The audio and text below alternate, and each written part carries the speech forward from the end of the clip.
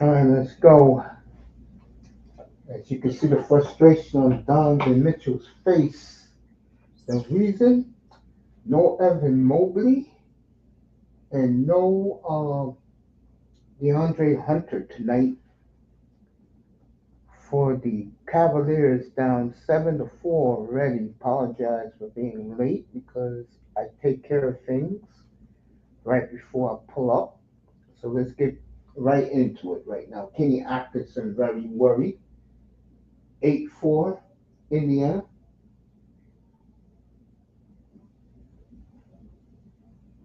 Siakam at the foul line. Vamos in the building. 9-4 Indiana. So no Hunter and no Evan Mobley tonight for the Cavaliers. For the Cavaliers. Let's see, Mitchell. Mitchell said he don't want to be the hero tonight. He may have to.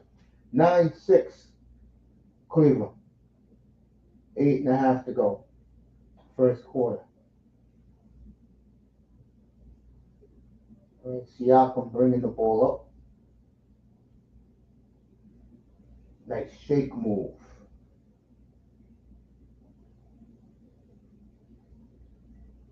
Rebound Strout. Allen. This is going to be interesting for the Cavaliers which way they're going to go here. Because I really believe they lose tonight. This series is over.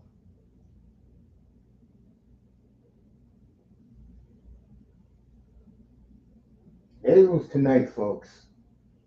This series is over. What's up, Daniel? Happy Tuesday to everybody. Daniel Berry in the building. Dodgers. I put money on the Dodgers tonight. Again, they let me down last night, scoring 11, getting all the runs in the ball. All right, Cleveland's making the run. Max Strauss with the three. 9-9, just under 8 minutes to go in the first. Haliburton bringing it up. Siakam with the pick. Haliburton.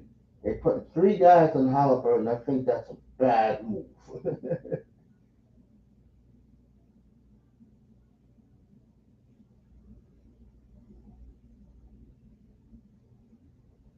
Good crowd in Cleveland as always. As we jump started this one.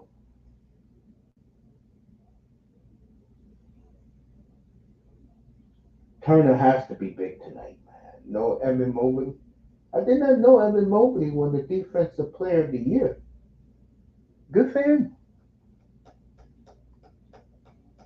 Good for him.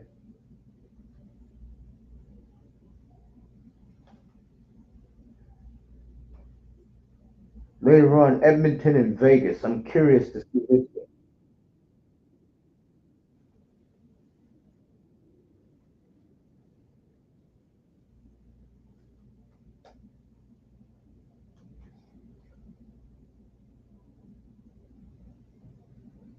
Turner.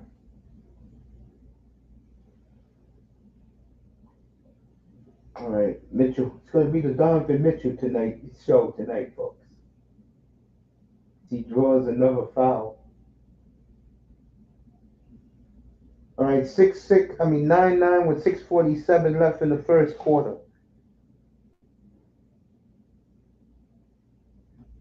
Into Miami beat Barcelona. Wonder what Big O is going to say about that tomorrow. I'm curious. I'm real curious about that one tomorrow. The only day I got off this week is on Thursday. Oh, Barcelona beat Inter Milan. Stuns Barcelona. Okay. All right. 9-9, 6:47 left in the first.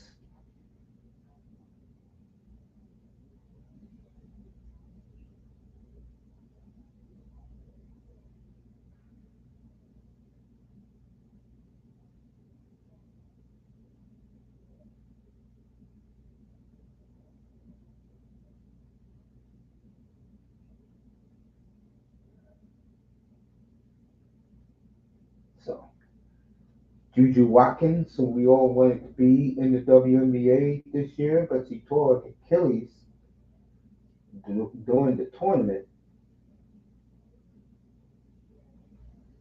And you guys know me, I support Juju Watkins. And what channel is this Capital game on? Let me see. Oh, they got baseball, bullshit baseball. Okay, so I should know what channel is the Capitals game. There it is. No score. Of course, I put money on the Capitals tonight. Mario continues to add pieces to make a run this year.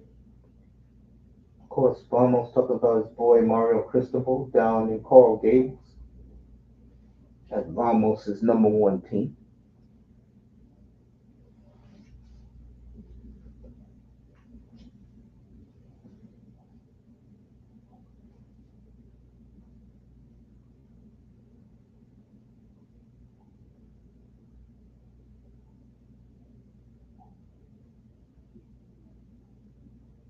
So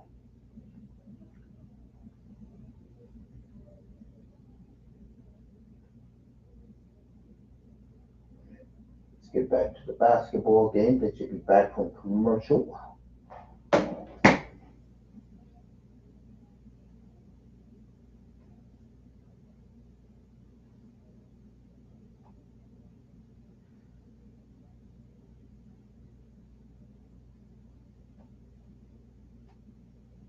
They're celebrating that TNT got the French Open.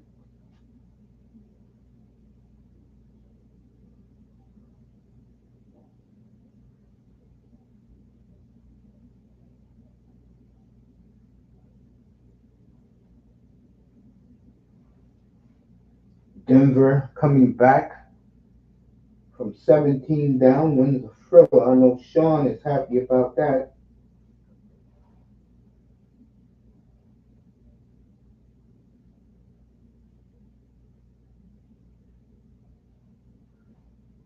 Cleveland better win this one tonight, folks. They're all banged up.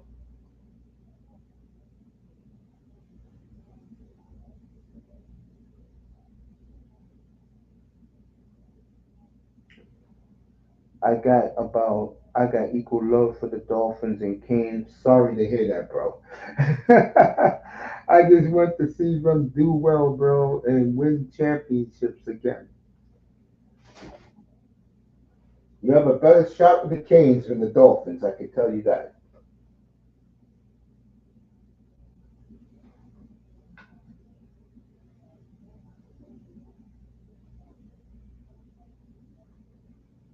10-9 Cleveland. Cleveland's on a 6-0 run. You can look at Jonathan Mitchell's face. He is worried. Strauss makes both free throws. 11-9 Cavs.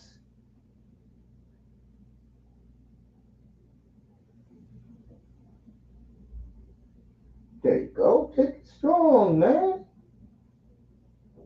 Misses the shot. Rebound. Strauss. Long miss.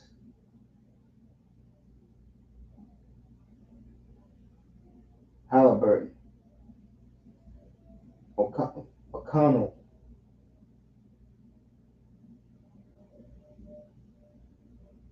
There you go, big man. Throw the foul. Turner going to the foul line. That thumbnail right now says it all. Later tonight, we'll be in Vegas.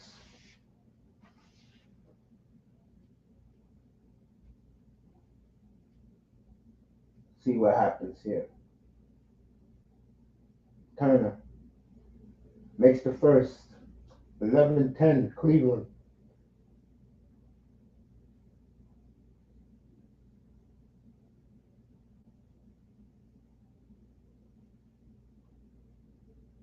Makes both. 11-11. Tomorrow night, I am off tomorrow.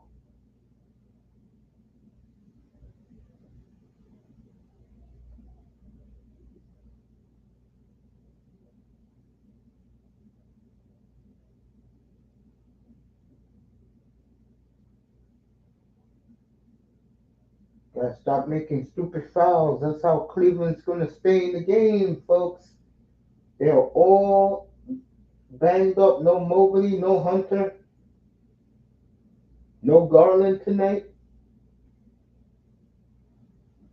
Yo, Mace, did you see the no call in last night's Panthers game? Yeah, I saw that. Panthers had a chance to put that game in overtime. Big three. Big three for the Cavaliers up 14-11. Omar Toppin, wide open for three. Rebound. Strauss. Strauss is playing well so far. You know I can't stand the bastard, but he's playing well.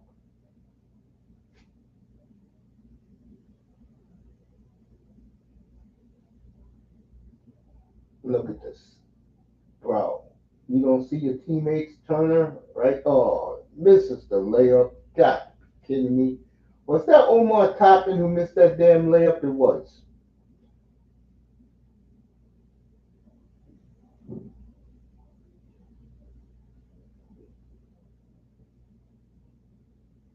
Timeout, Indiana. Cleveland. 16-11, folks. Yeah, I saw that no call last night with the Panthers. That was pathetic officiating.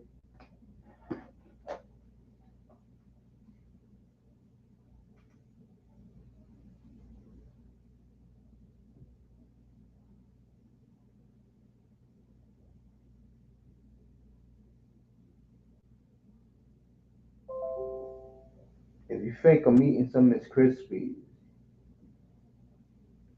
I don't know about that.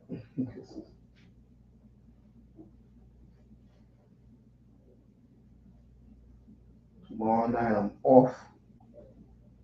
Let me take a look at Thursday's lineup.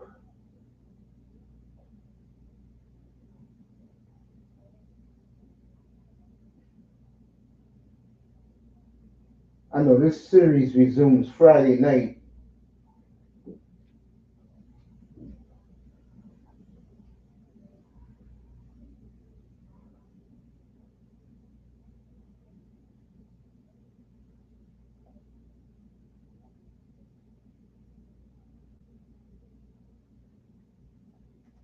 Still no score in Washington.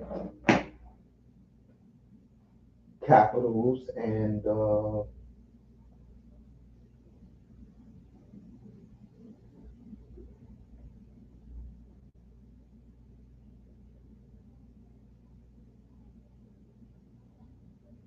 Capitals. Capitals in Carolina and that one. Waiting to get back all these damn commercials, bro. Just play the game. It's Indiana and Cleveland, bro.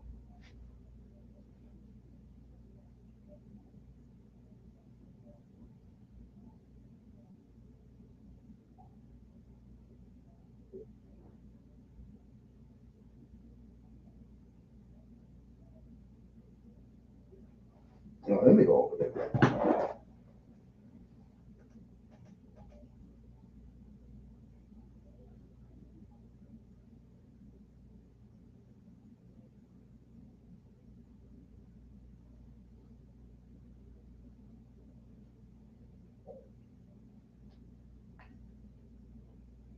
Dodgers is the only game I played tonight. Took the Dodgers at 1.5 over the Marlins.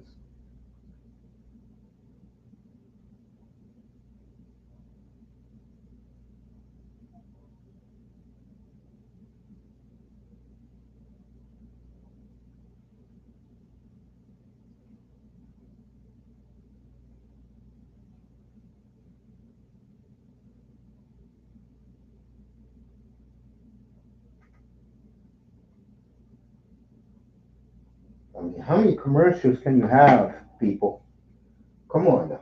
How many goddamn commercials can you have? All right, back to the game.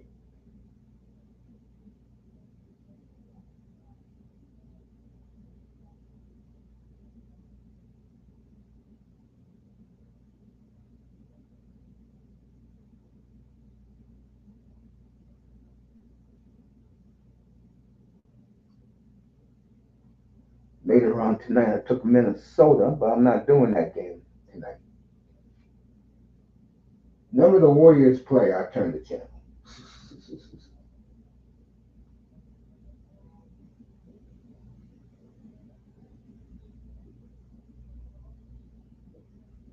Let's see what's happening here. Turner is in the post. There you go. That's how you play basketball. Take it to the hole, kid. 16-13 Cleveland.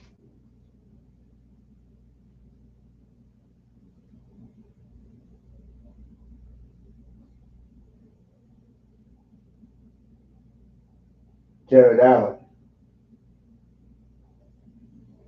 I see Cleveland's game tonight, folks. They are undermanned, so Cleveland's going to go to the hole and get uh and get Indiana in foul trouble.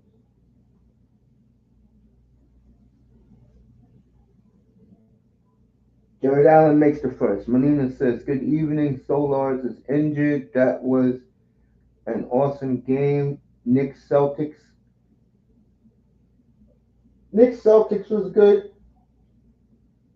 I know that Florida got a bad call last night, but I'm going to say it again. I have no rooting interest in these games unless I'm gambling on it.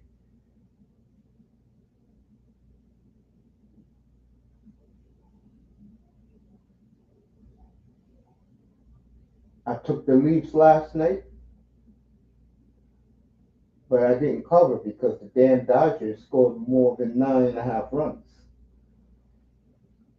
All right, they're giving Cleveland all the calls, folks. These referees tonight. You got to, if you are Indiana, you got to beat Cleveland in their own game. You have to drive to the hole so you can get fouls.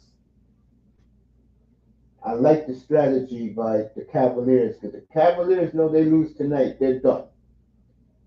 Mitchell, look at that. And one. That's what I'm talking about. Cleveland up 18-13, folks. No Mobley, no DeAndre Hunter, no Garland for the Cavaliers. It's going to be the Donovan Mitchell show tonight.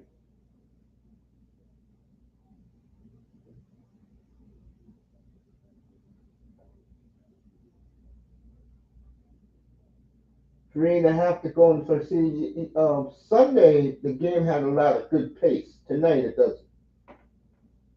All right, Mitchell misses the free throw. Rebounds, Siakam moves back in the game. McConnell.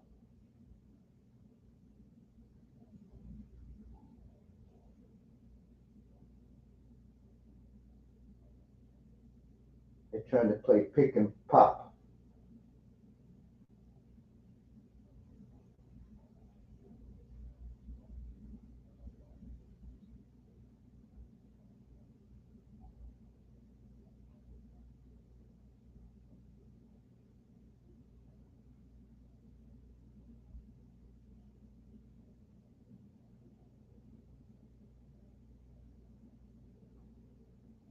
Jared Allen has 2 fouls.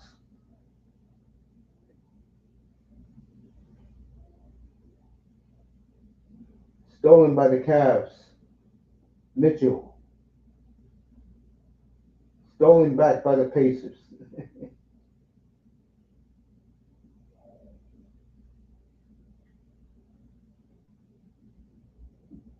Back to McConnell. Cavaliers playing good defense, and he said he traveled. So, who's this clown here? This guy, Neoboard. This guy is turning the ball over and over again. Just under 3 minutes to go in the first.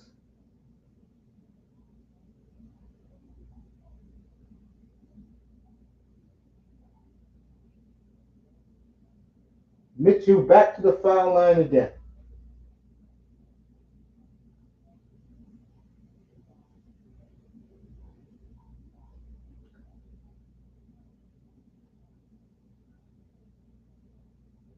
So Donovan Mitchell doing his thing.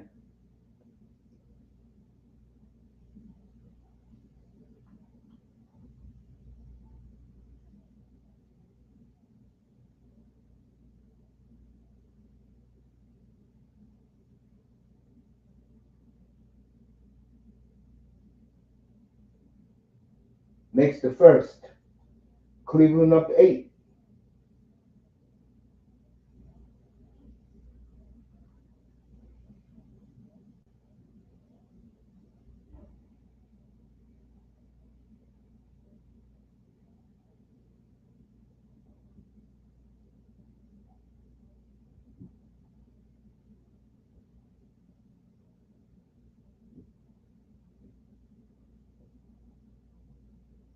Cleveland up 9.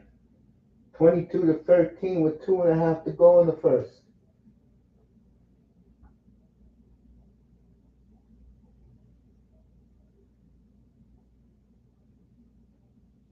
All right, McConnell.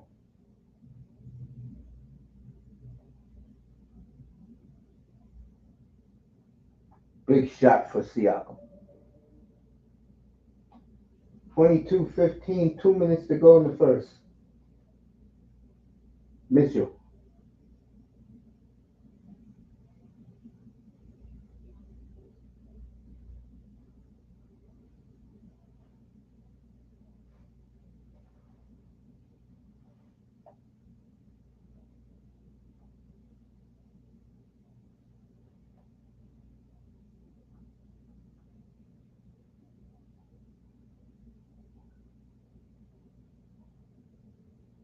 Mitchell right back to the foul line, but I'm telling you something. He keeps hitting that floor hard.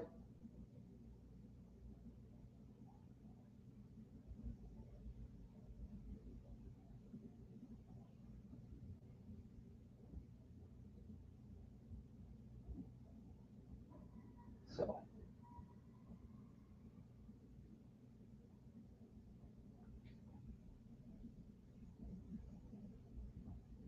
after this quarter, I'm going to take a 2-minute break, and then I'll be right back for the second. Cleveland up 8.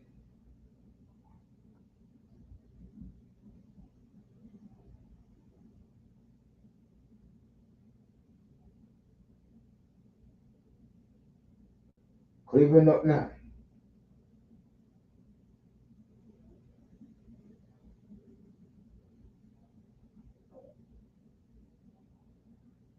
Minute 45 left. O'Connell getting trapped.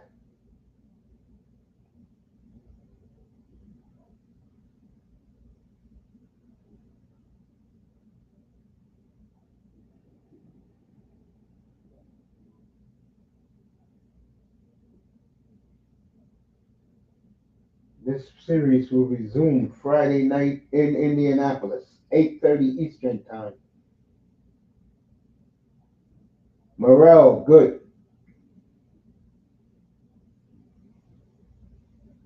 Timeout Indiana, Cleveland up 12, 27-15. And Gundarina's going crazy. So 27-15 Cavaliers.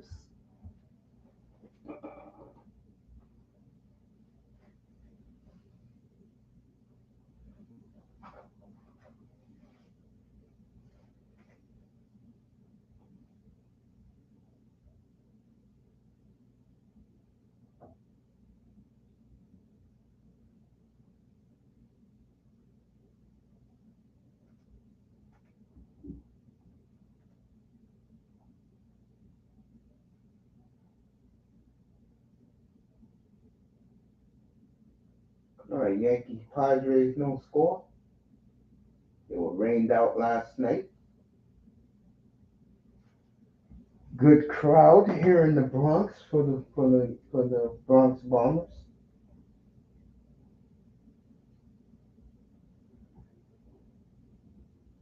All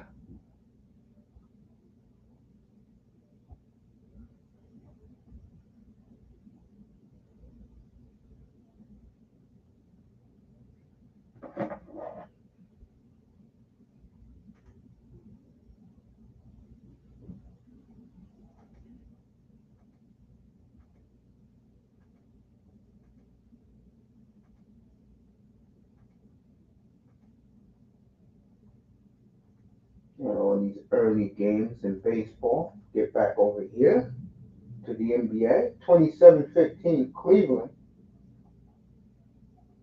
Let's be back to the action. O'Connell. He traveled. So 55 seconds left in the first.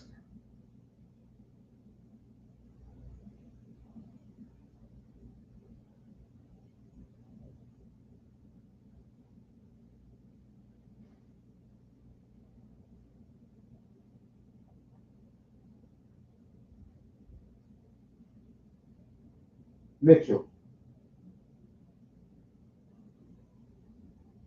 Way off. Oh, they got the rebound. Mitchell right back up there. Good. Mitchell with 12. Cleveland up 29-15 now. 35 seconds to go. O'Connell.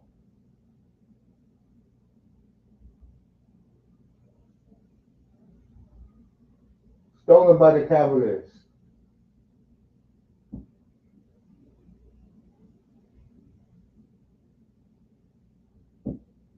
Merle. Good. Cleveland 32-15 with 15 seconds to go in the first. The Cavaliers on a 13-0 run. Stolen again. Merle from half court.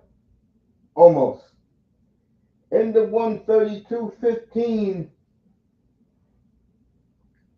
Cleveland, I'll be right back, everybody. Give me 2 minutes, I'll be right back. By the time I come back, they'll still be in commercial. I'll be right back. Oh, yes.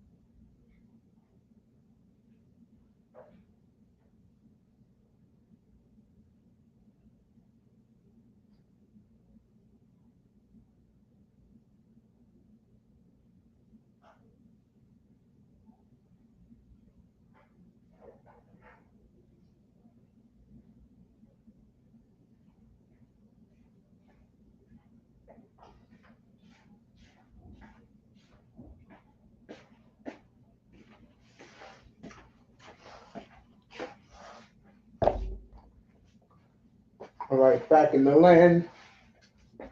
O'Connell, bringing it up.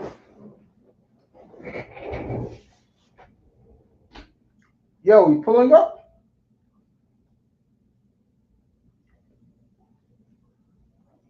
Yeah, bro. Hell of a comeback by you guys last night, man.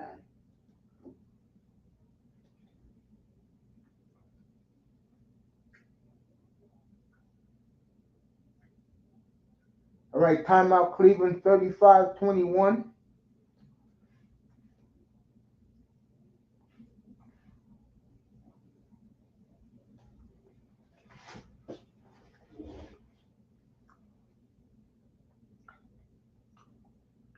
Let's effing go.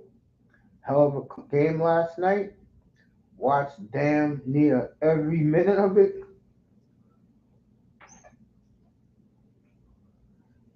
Yeah, Nuggets showing some championship form, folks.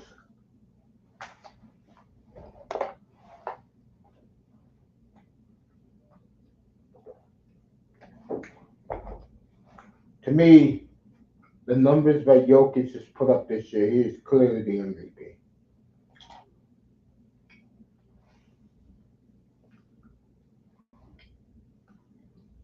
There's no ifs, ands, and buts about that.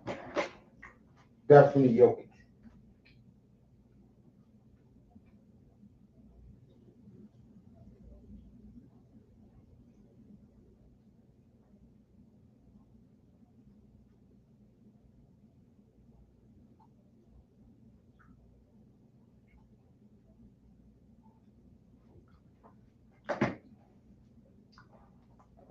Right here chilling.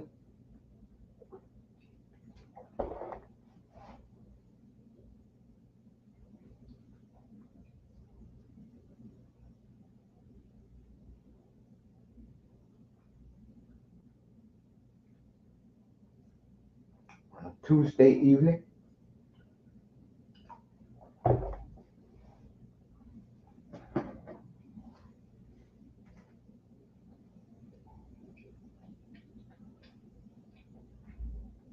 I don't see Cleveland blowing this game, folks. They need this game.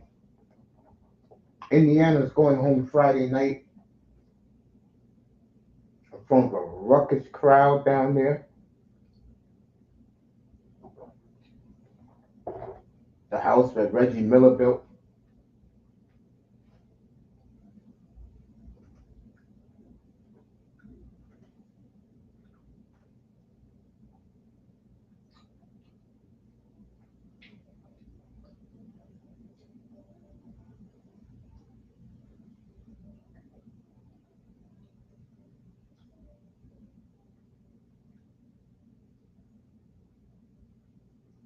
Hockey tonight with the Capitals and the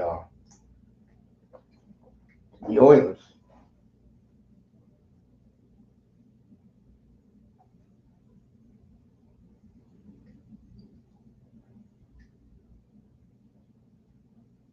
Minute 18 left in the first period. No score in Washington.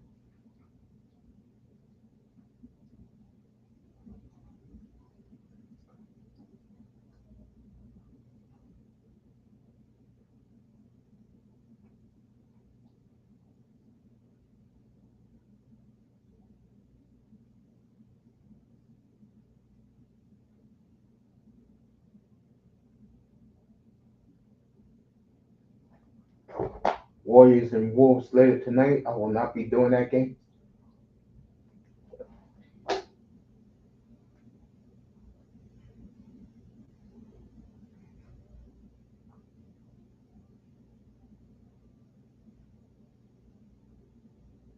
There you go, kid.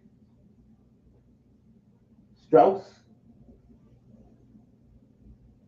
Big three for Strauss. 38-21 Cleveland. 9 minutes to go in a half.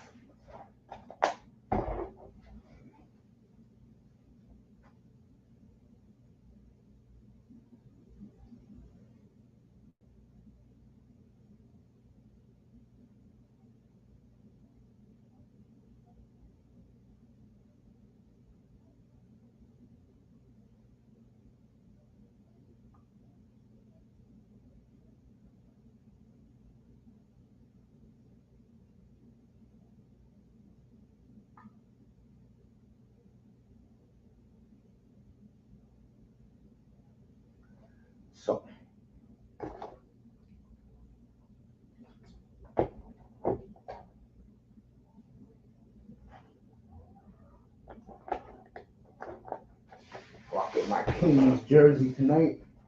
And I'm not talking about Sacramento. I'm talking about the LA Kings who really embarrassed themselves. What a fallout in LA. I'll talk about that during the Edmonton game tonight.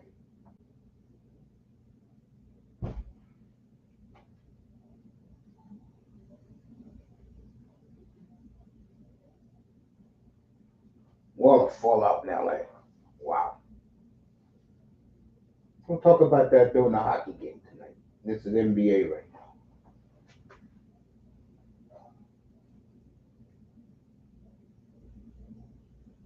Mix both.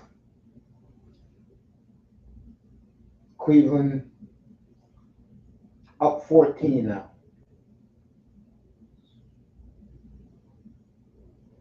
Just under 9 minutes to go in the half.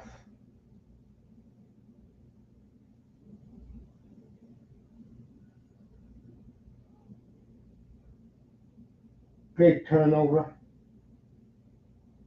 Good block.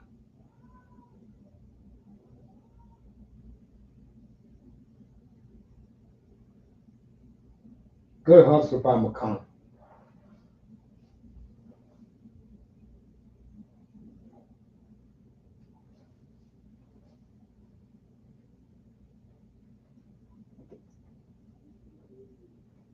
Right, Haliburton back in the game. McConnell gave them 10 good minutes, folks. Let's see what Moss is saying. Cavs doing well with players out. A so far. Canes were all over Caps, but 1-1 after one. Desert Storm back to the Bush days. Yes, that's what I was thinking about. That's exactly what I was thinking about, Moss. Good call by you.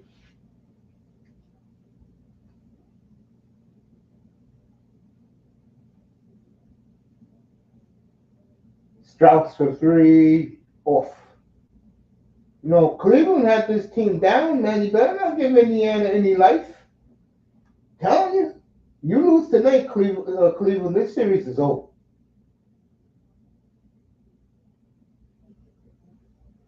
All right, Haliburton's hurt again, holding his wrist. I tell you, these skinny guys who play in the NBA, they're such pussies. You know that, folks? Jeez. Let's see. I meant still 0-0 after one. There you go. I knew they didn't score that fast since I last took a look at it. Turner makes his first free throw. Cleveland down by 13 now. I mean, Indiana. Canes had a lot of the play. Yeah, they like to bully the Capitals. Remember, they're the prohibitive favorite in Las Vegas, the Hurricanes, to win the Stanley Cup.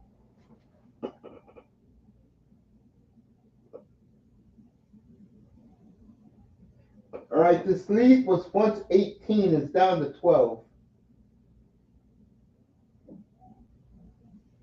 Jared Allen going to the foul line.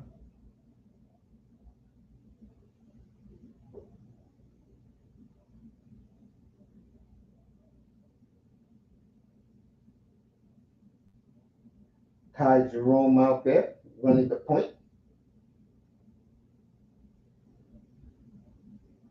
Allen makes his first.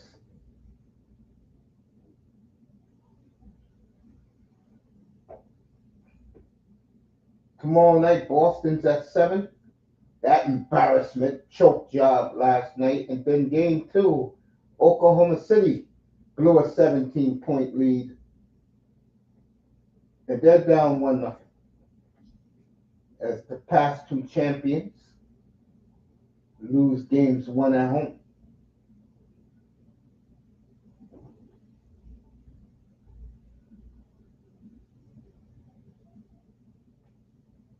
Big steal.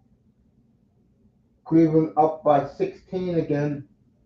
Sloppy play by the Pacers. 42-26 with 7 minutes to go in the half.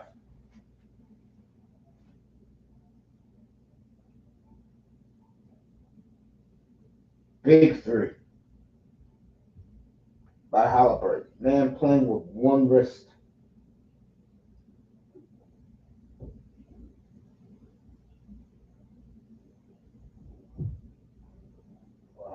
that was, but that was not a good shot. Good job by Haliburton pulling it out. Turner, Toppin.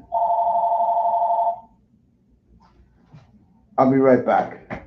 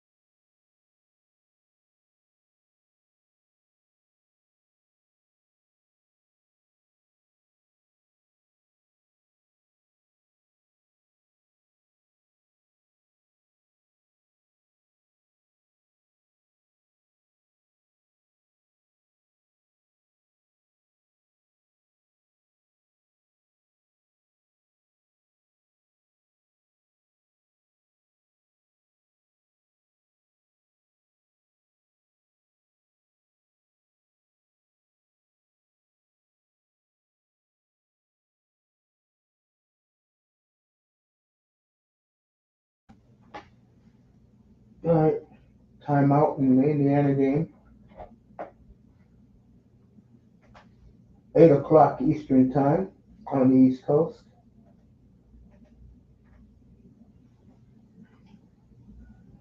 Oilers and Vegas. That is 9:30 Eastern. We'll take you thereafter this NBA game unless it's a blowout.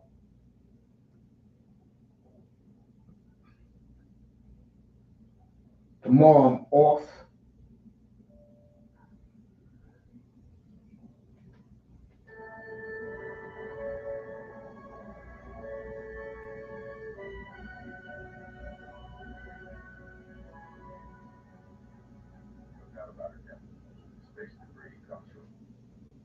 So we'll do that tomorrow. I mean, not tomorrow. We'll be back. Let me check Thursday's schedule. Because if not, I'll be back Friday night, ready to roll. Maybe. Depends on we get the schedule. I'll let you know.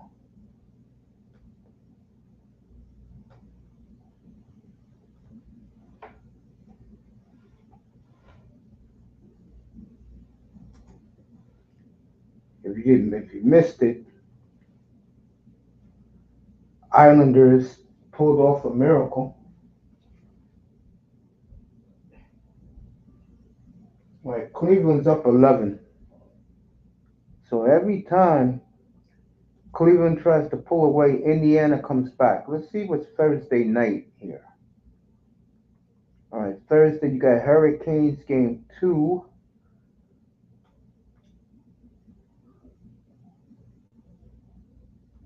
Oilers game 2. Nah, I can't be doing that. Friday, Stars and Jets. So what I'll do on Friday night is I'll give you the Pacers game 3 and Winnipeg and Dallas game 2. That'll be Friday night. So I'll make the thumbnail for that. Let me see the N.B.A. for Friday. I mean, Friday I know it's Indiana and Golden State I think goes home.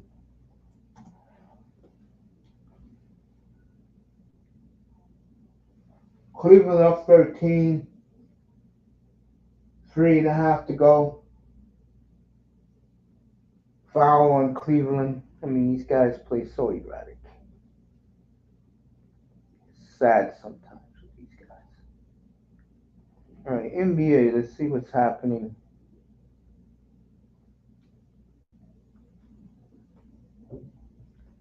Thursday is Warriors Wolves by itself. Friday, Cleveland and the Pacers. We'll be doing that one. And then the Nuggets go home. So we'll do the Pacers Friday. And we'll do Winnipeg and Dallas in progress on Friday. Now, let me get that thumbnail off right now. Get ready for it. So that'll be Friday night.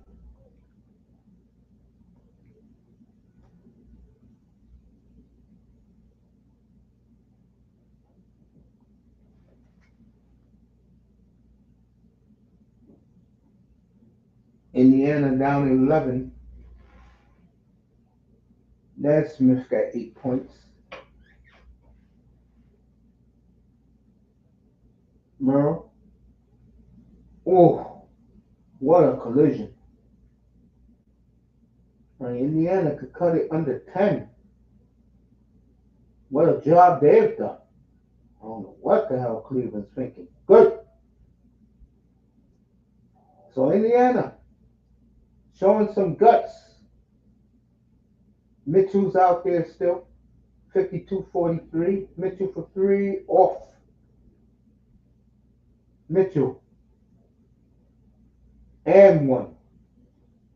So Donovan Mitchell carrying this team. 3 minutes to go. 54-43 Cleveland.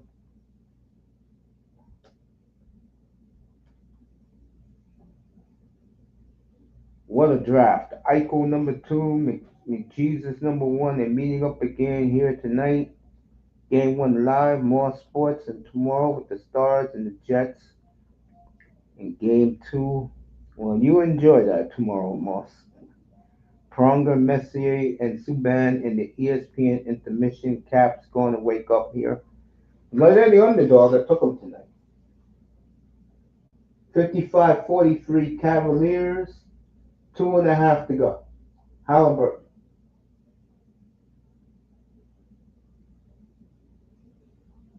Turner.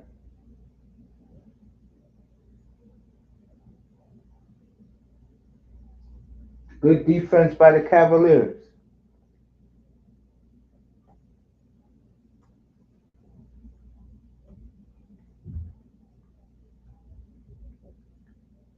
So,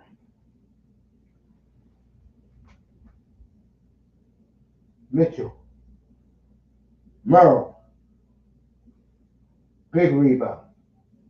Ball going back to Indiana.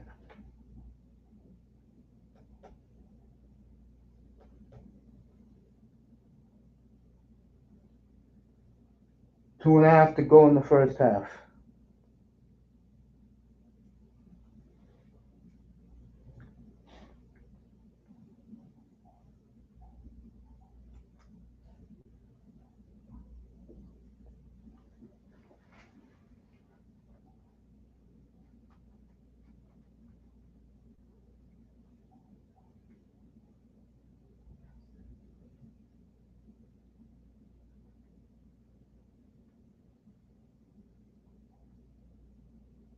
Mitchell again.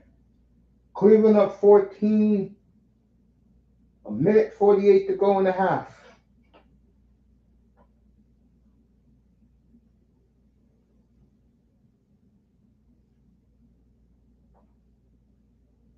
Big shot by Indiana. 57-45. Minute and a half to go. Stolen by Indiana. Siakam. Turner. All right.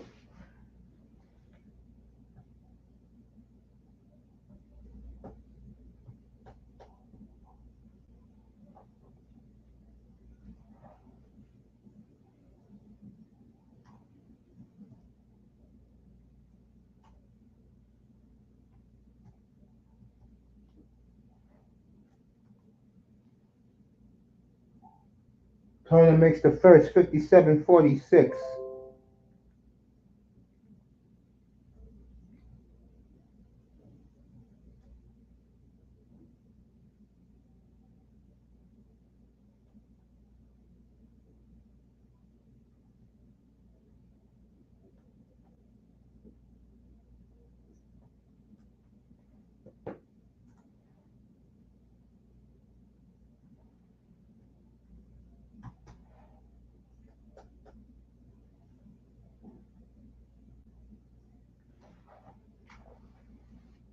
All right.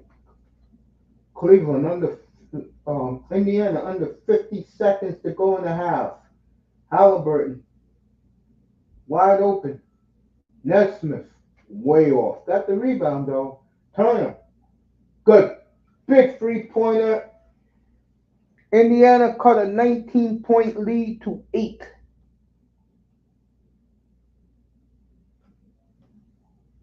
Shows their resolve.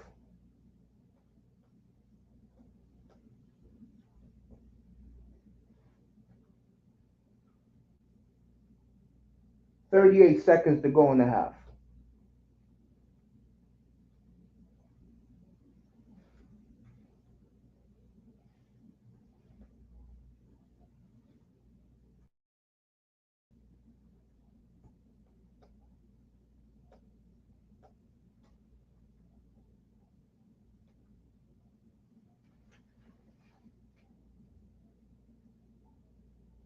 Haliburton. He draws the foul. 59-49. Draws the foul on Mitchell. 19.7 seconds left.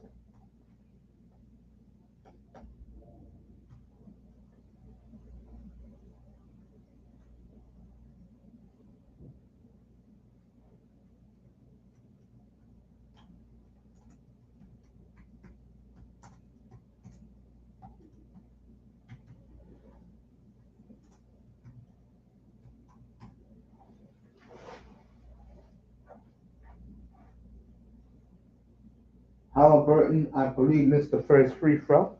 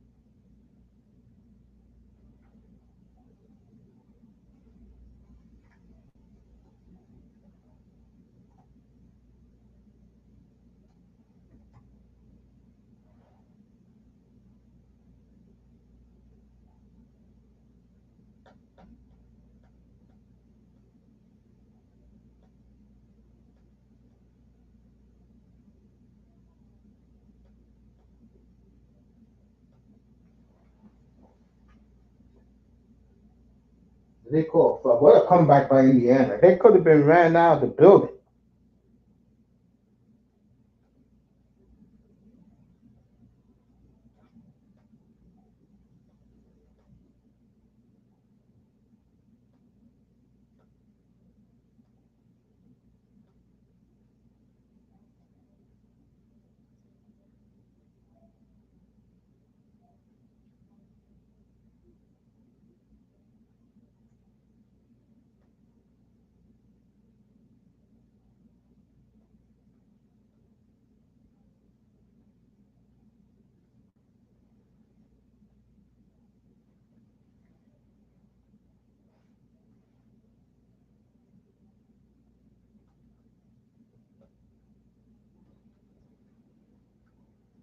Makes both free throws. Cleveland up on 11 with just under 3 seconds left. The baseball source.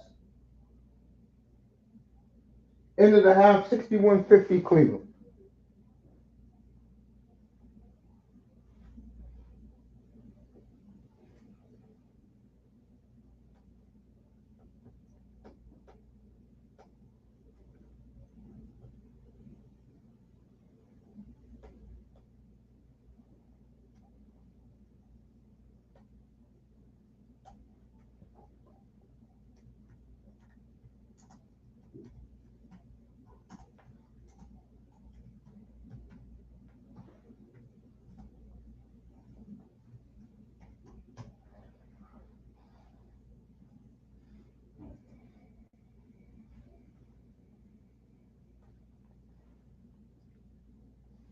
All right. Thumbnail will be made for Friday night.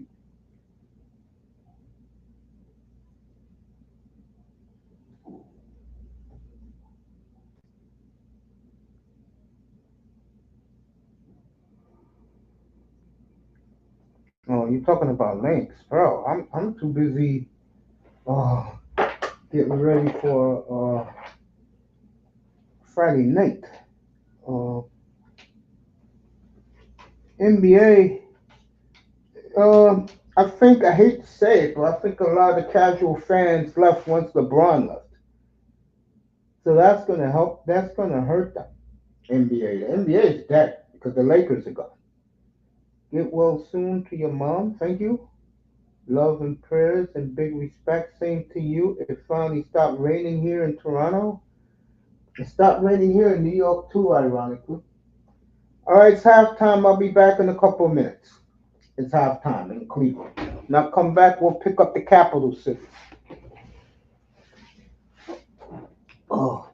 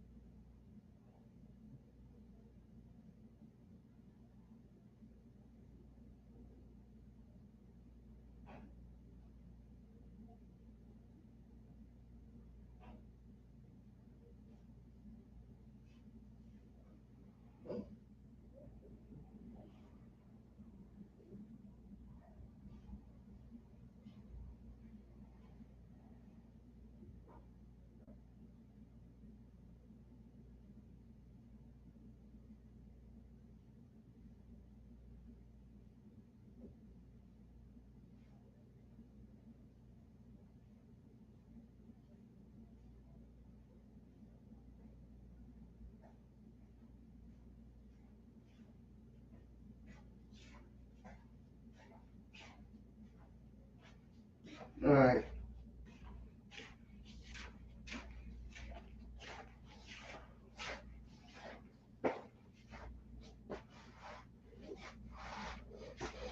Tomorrow I'll be in Moss's room to watch Winnipeg and Dallas tomorrow.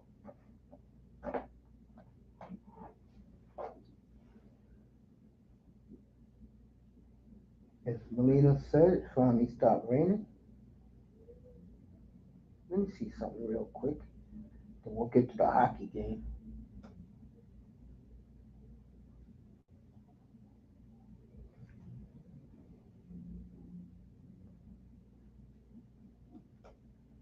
All right.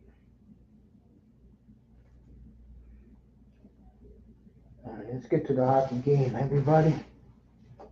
Since it's halftime in the N.B.A. game. Capitals have scored. All right, let's see who scored.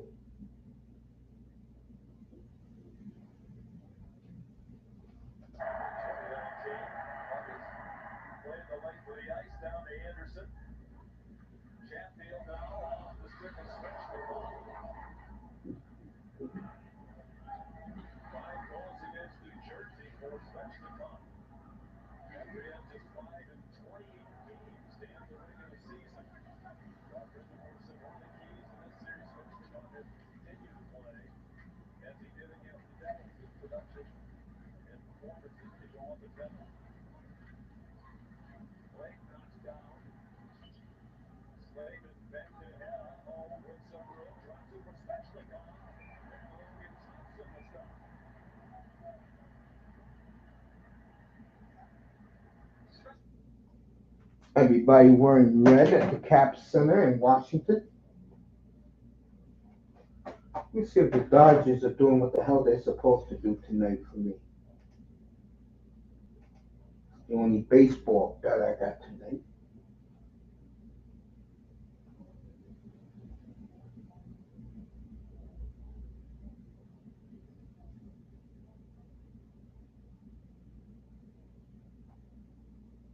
Three, the 2, and the 6.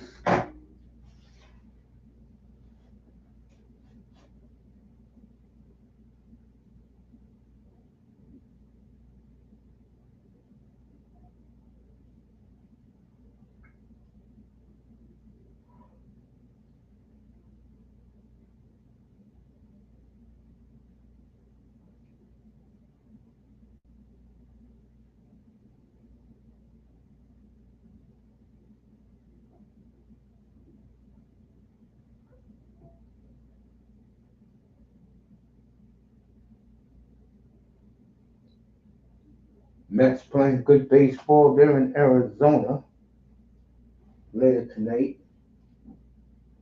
The sorry-ass Angels are playing the Blue Jays tonight. I'll catch a little of that before I go to bed. Got another long day tomorrow.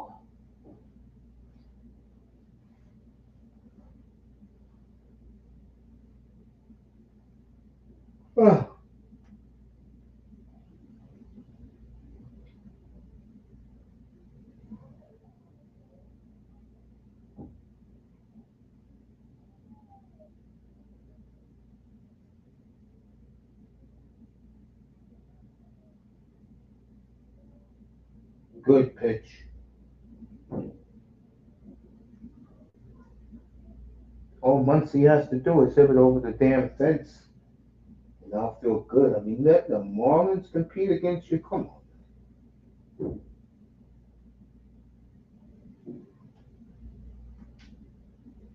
Stroke them out. I mean, foul ball. All right, foul the ball. Another slow night in sports when baseball is around.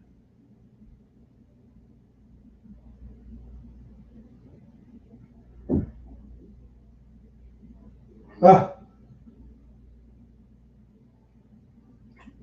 2-2 on Max Muncy.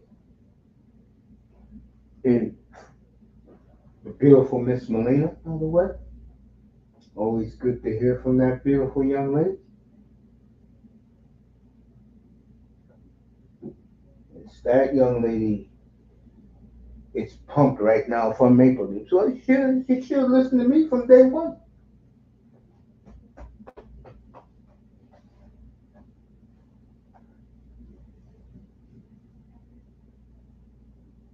Huh.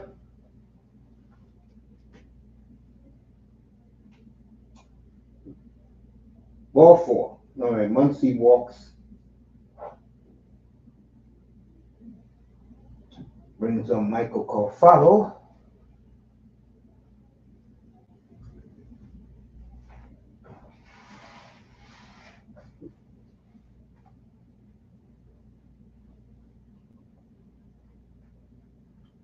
Michael Conforto's up now. All I need is a base hit, man. Can you do that? Home run would be perfect. Can't let a team like the Marlins stick around you, bro. Come on,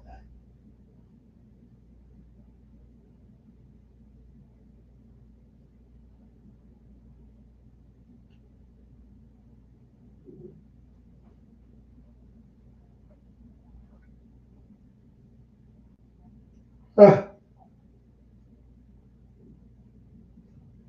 Good pitch.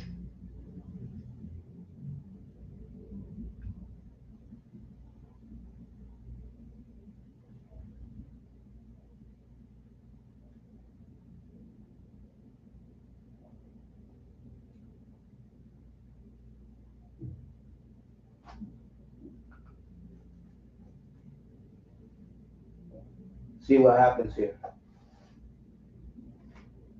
Mm.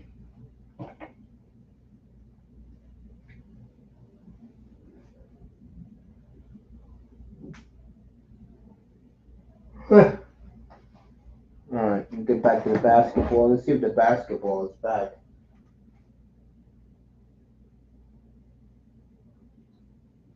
Not back yet.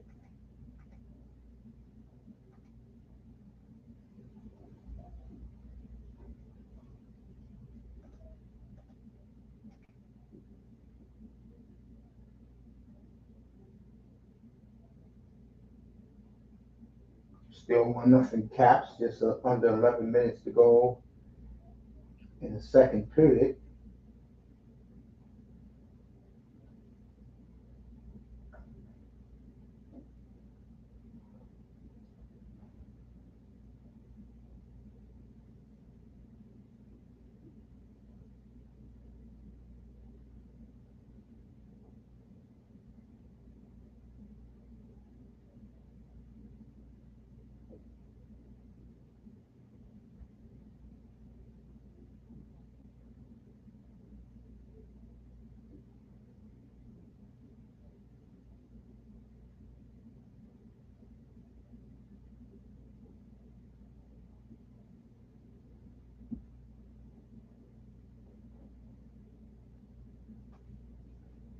All right.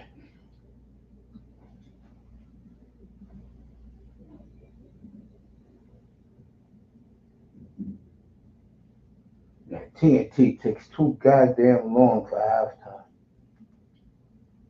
Jesus.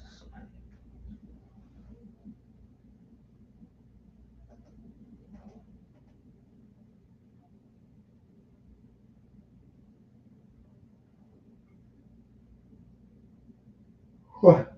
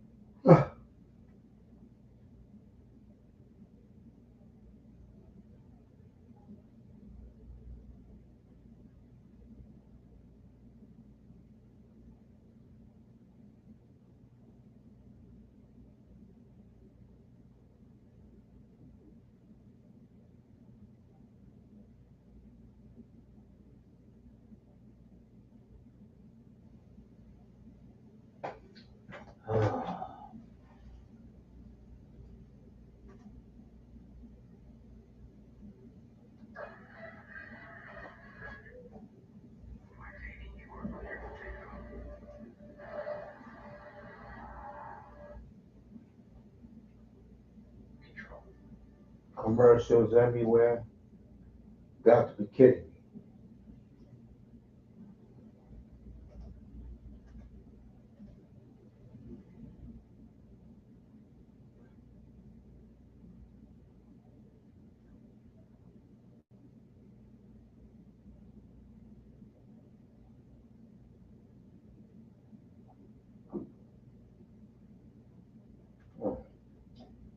Goddamn commercials everywhere, everybody. Goddamn.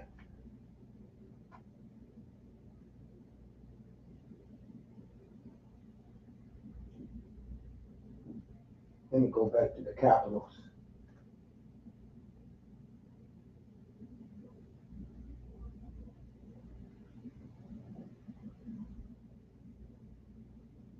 You guessed it, commercial. Everybody's in a damn commercial.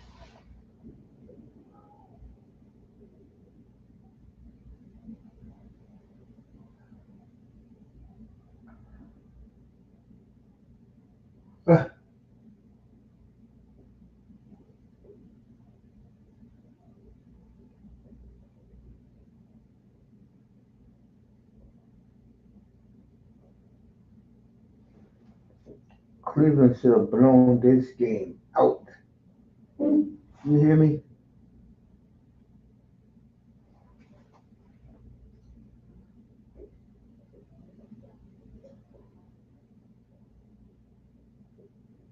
I can show the highlights. I don't care for highlights. I want to see action.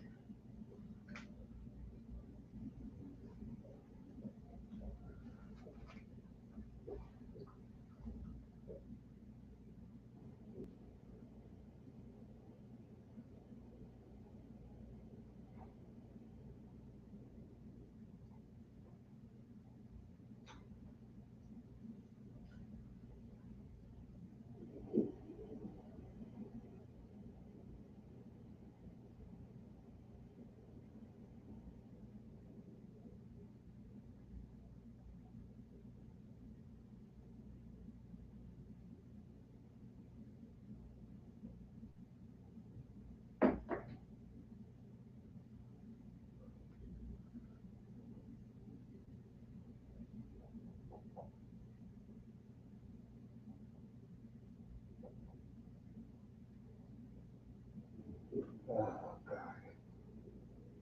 All right, here we go. We're back in Cleveland, everybody.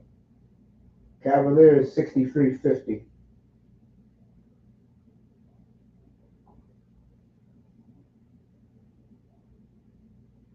All right, near the flag. Stolen again by the Cavaliers. Stolen back by Haliburton. Turner, good. 63-52.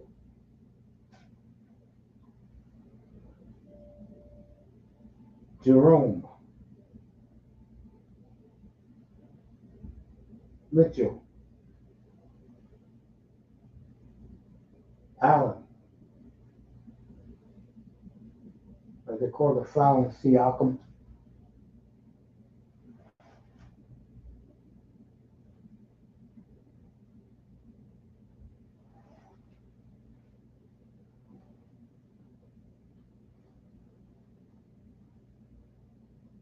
Well, Allen's making free throws tonight. He usually doesn't make them well.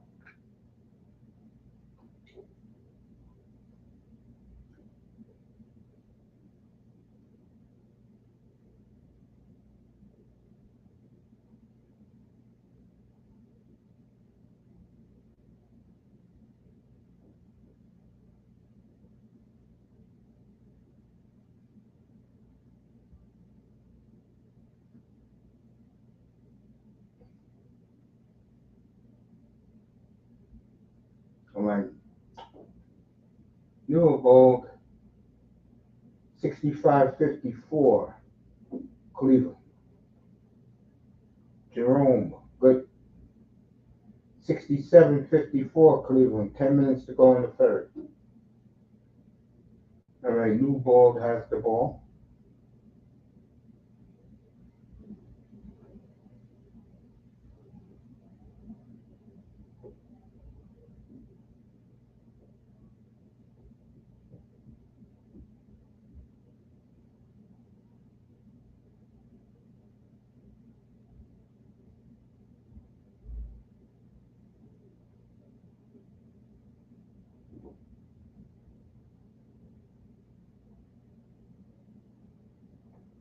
All right, turn over a new ball.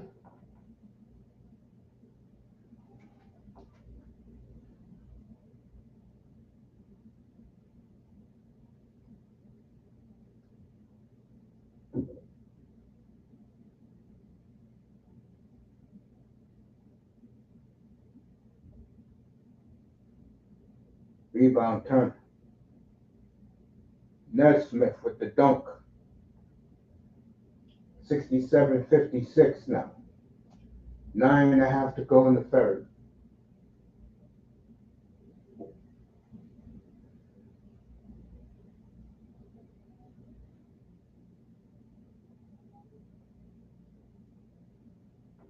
Allen with the teardrop. 69-56. Cleveland. 9 minutes to go in the third. Nesmith. Turner. Siakam with the dunk. 69-58.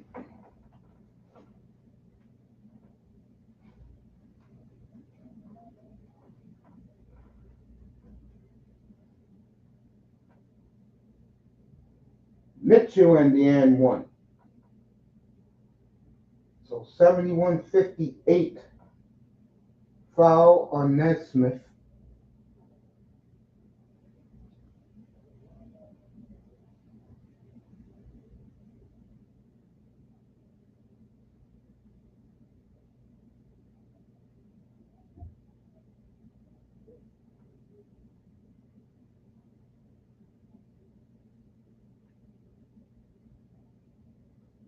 $72-58 Cleveland. Early in the third, folks. Turner. Rebound Mitchell.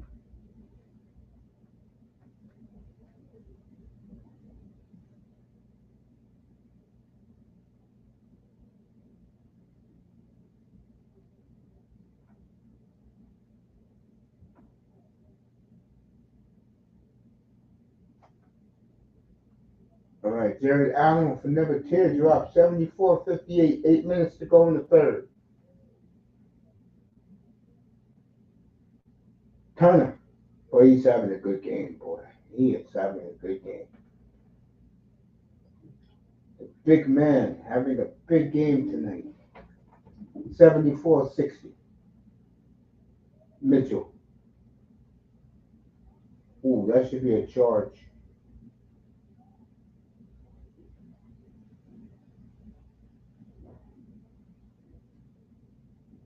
Nesmith got the breath knocked out of him.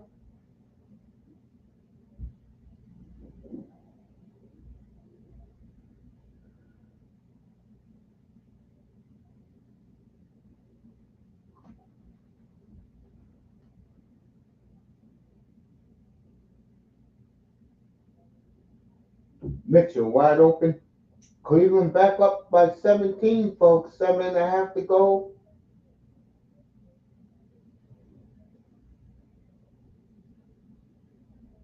Fans going crazy in Cleveland.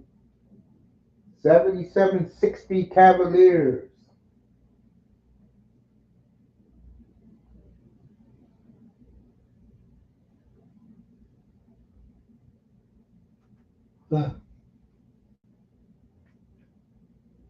Meanwhile, still 1-0 Caps.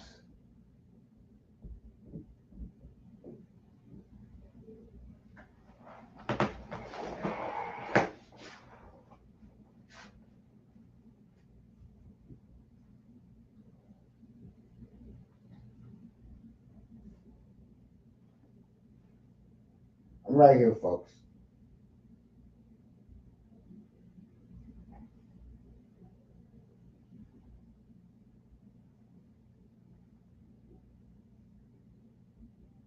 Huh.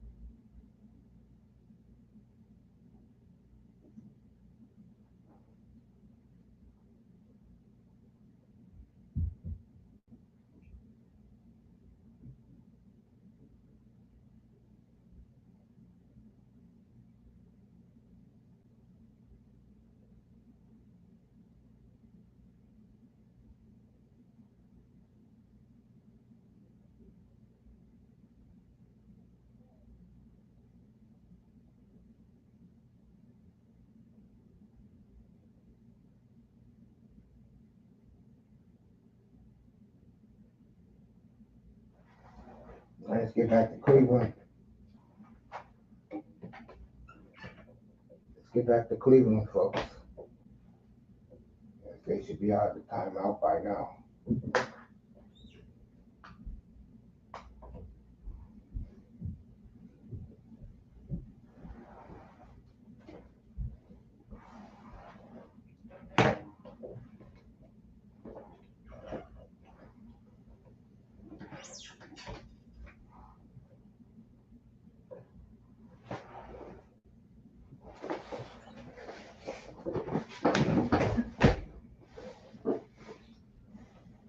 Okay.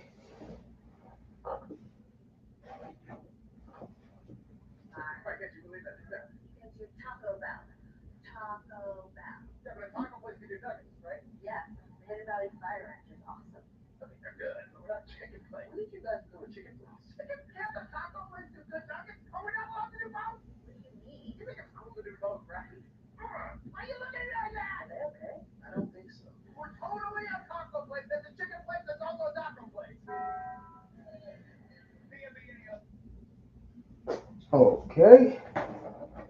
We're getting back from the long commercial break. God damn, TNT.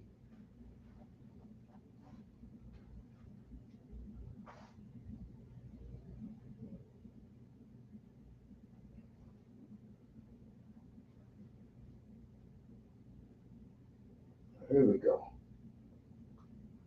77-60. 7.5 to go in the third.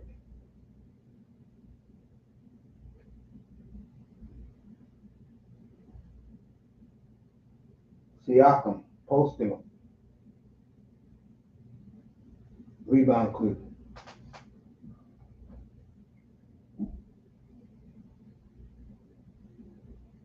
Jared Allen again, good, boy. He's having a big night.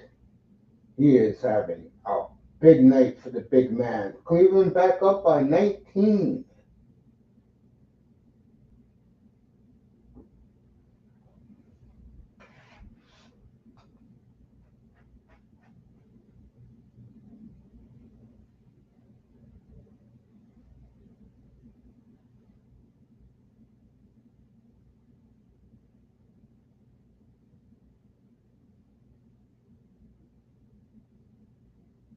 Misses the first. What else is new?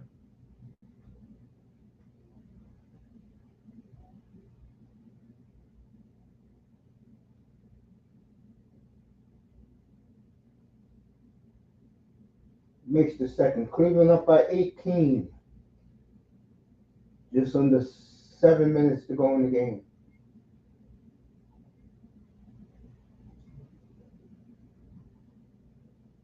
Wow, Max Struss with the throwdown. Cleveland up 20. Don't do what the Celtics did last night, 24 hours ago now.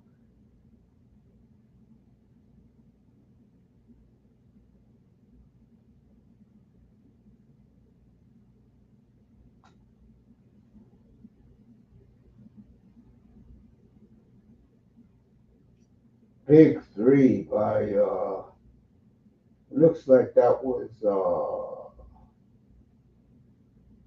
Nesmith. And here we go, Cleveland with these threes.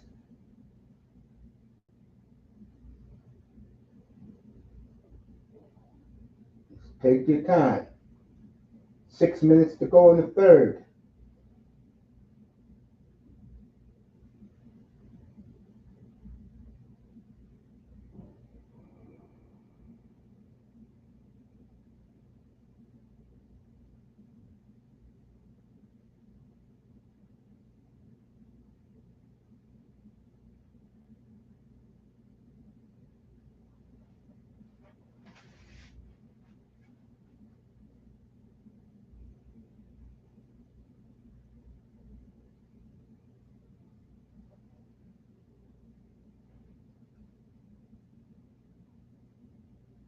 And like that, the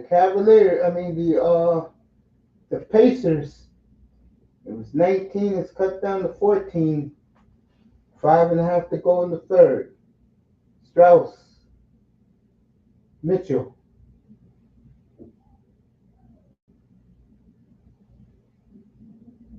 Jerome for three. Way off. That's what I'm talking about.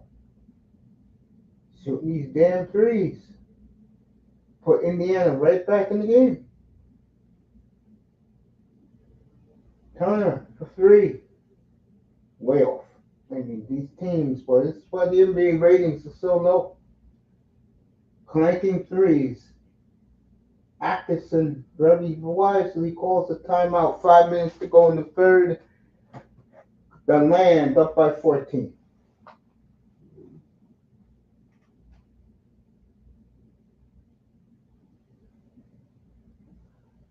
All right, it's going to be the end of the second.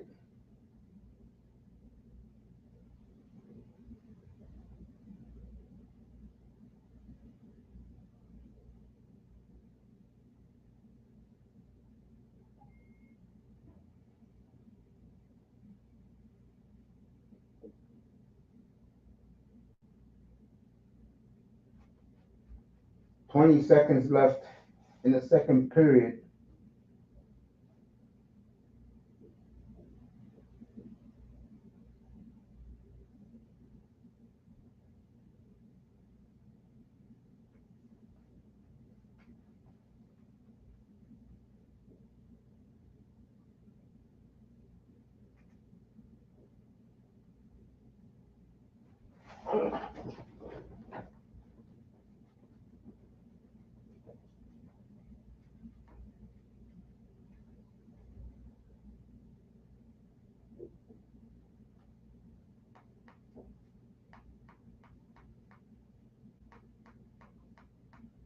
I need to go over there and see those bastards. Did they do anything?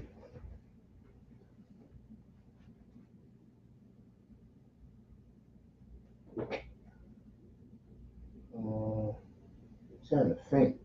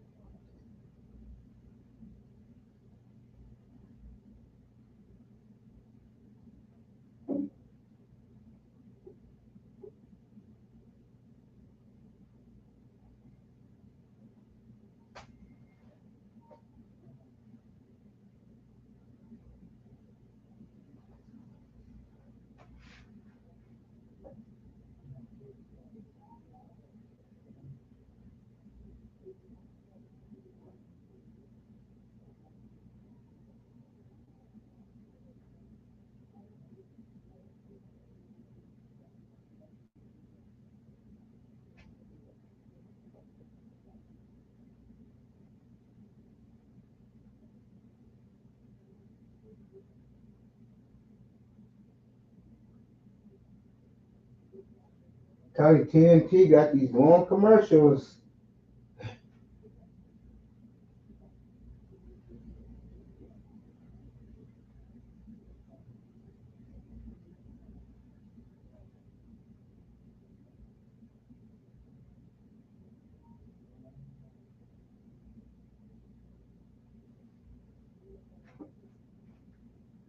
All right, 5 minutes left in the third quarter.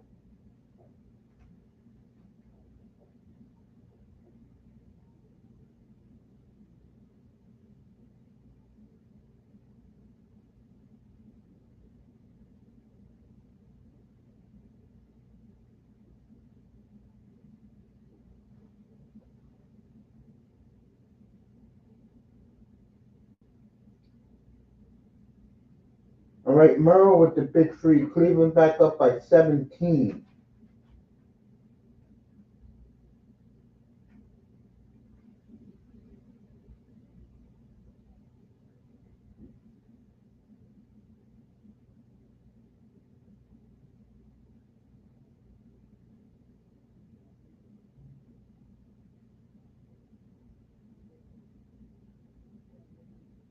Rebound in there. 4.5 to go in the third.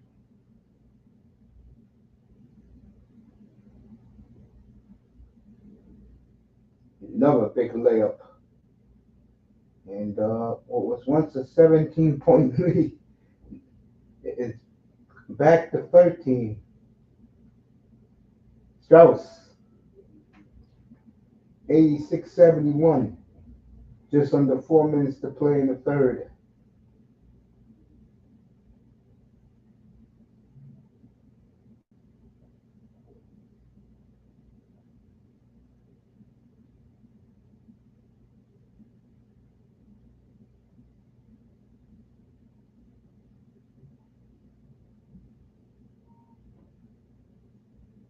All right.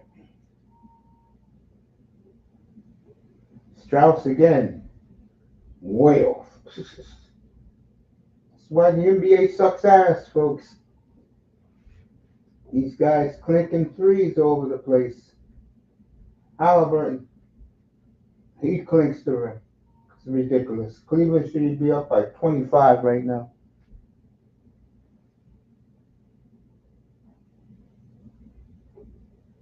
Big Jared Allen with the throwdown. Cleveland up 17. Just under 3 minutes to go in the third.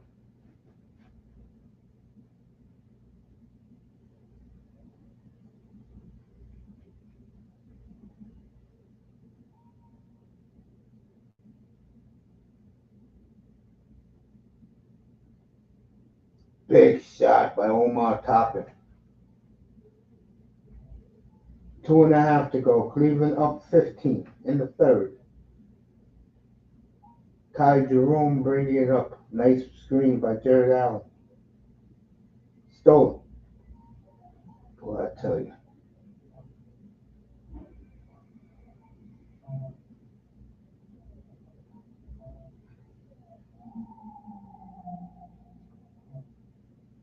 Two minutes and 12 seconds to go in the third.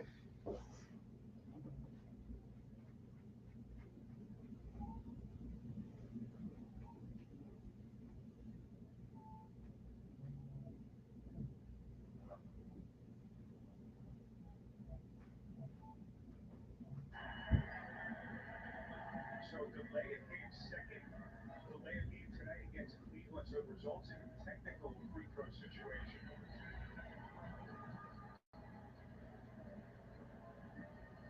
So they pull everyone off in the paint. And now Brandon McDavid will get his two free throws on the initial call. As Tyrese Haliburton, we heard the report from Jared earlier with that left wrist being retaped. As we take a look at our FanDuel Live point spread for tonight's game, a look at where it started, where it is currently with Cleveland holding this 14-point lead. If you're Rick Carlisle, what are you telling your players right now with 2:12 left in the quarter? We just got to chip away. And again, this 2:12, we talked about it. You know, you feel like it's a 20-point game, but it's not. And this Pacers team is explosive as they can be. They've gotten better with each quarter offensively. They seem to have found their rhythm. They just haven't been able to get out in transition. And there is a ton of time left here for the Pacers. So we're going to be with us here in Cleveland. Spare Phoenix, bring Anthony, Jared Greenberg, our producer Aaron James, our director Brett Chris Stan, and the rest of our TNT crew. 2:70. Donovan Mitchell. Well, I tell you, Mitchell's putting on a show. Artistry of Donovan Mitchell. Just breathtaking. They had a mismatch there because of a cross match. Mitchell able to Minute 40 left. starting to cook. Mandarin hits a big three. Cleveland up 11. Every time Cleveland goes up big, Indiana comes right back. And Mitchell again and one.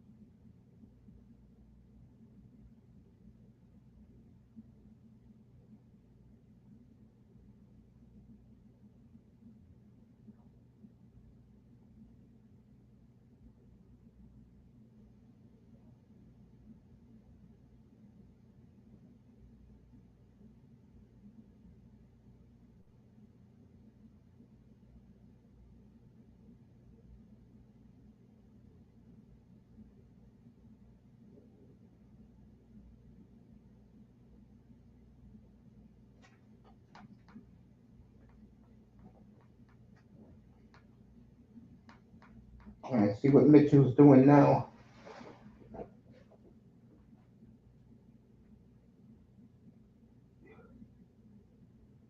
Makes the first 94-79, a minute 12 left in the third.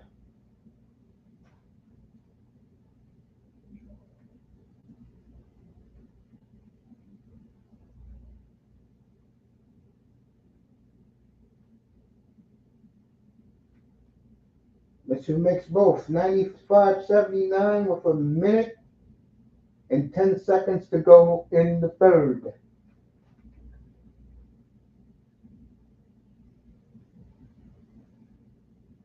Good defense by Cleveland because they know what Indiana is trying to do. Stay right in front of them. Yep, stay right in front of them. Stolen by Mitchell. What a game he's played. Right there. Wide open. Way off. Way off. Omar Toppin for the dunk. You knew he was going to do that. 95-81, 40 seconds to go in the third.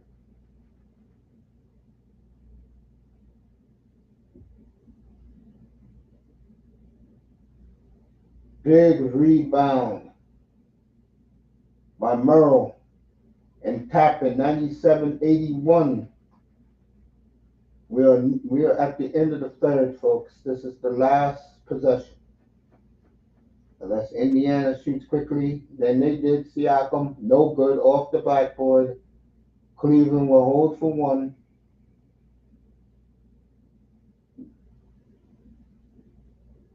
Drew the foul. 6 seconds to go. And Cleveland's trying to get back to an 18-point lead to end the third period.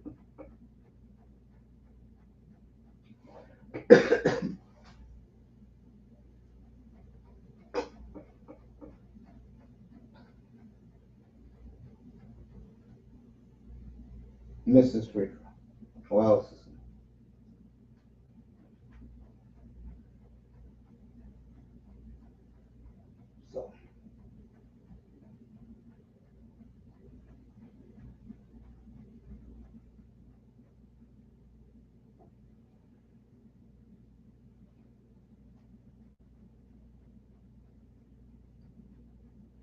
makes the second. Cleveland up 17, 6 seconds to go. Haliburton. Big three by Nesmith. Cuts the lead to 14. In the 398-84 Cavaliers.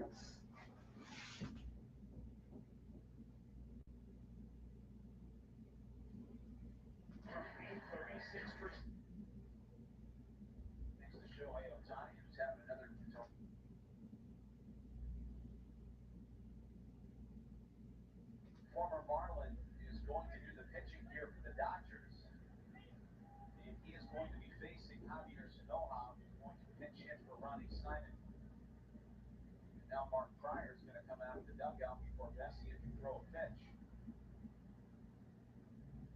They probably had talked about Simon. And now maybe a quick scouting report on Javier Sanoja.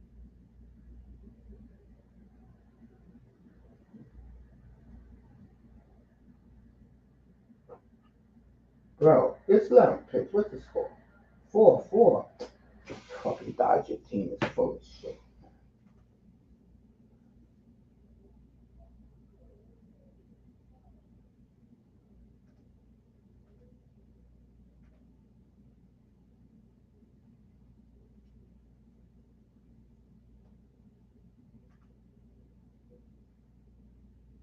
Everybody's in commercial. I'll be back in a quick second.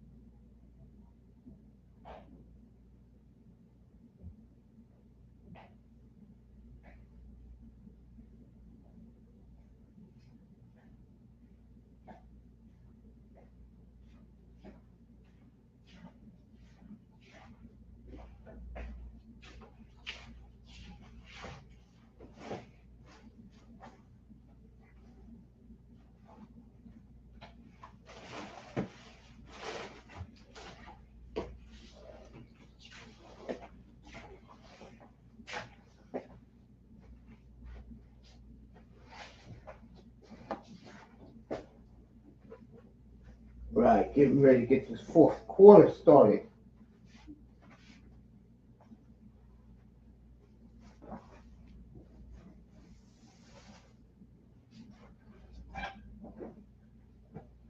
About damn time.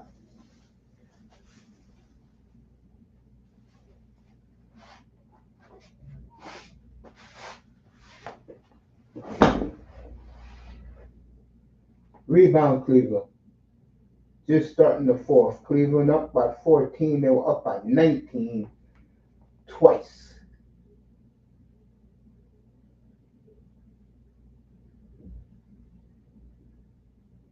Jerome, way off.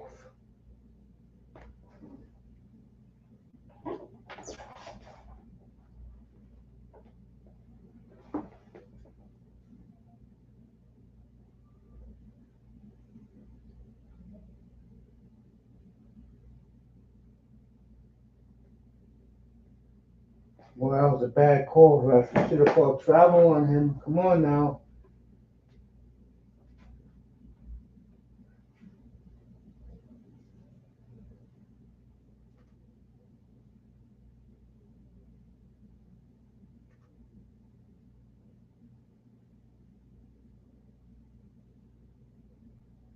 Indiana misses the first free throw.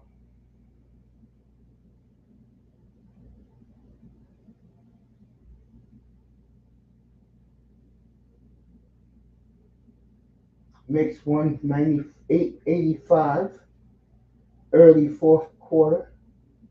These teams took 3 days off, and they're close in proximity, so travel is not going to be a problem.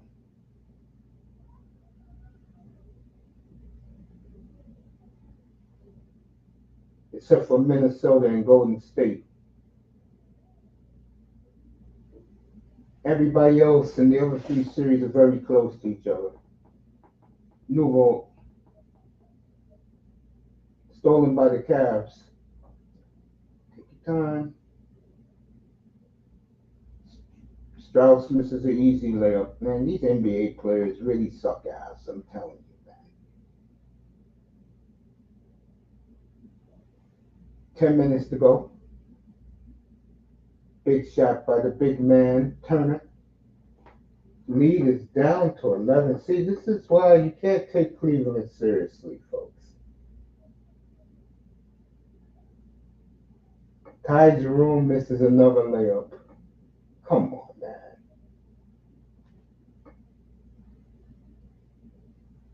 Big block.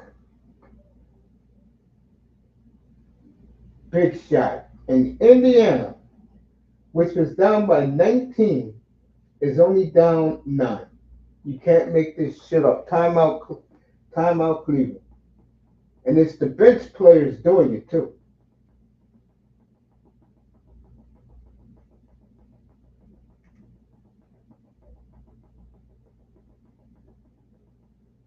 Stars and Jets tomorrow.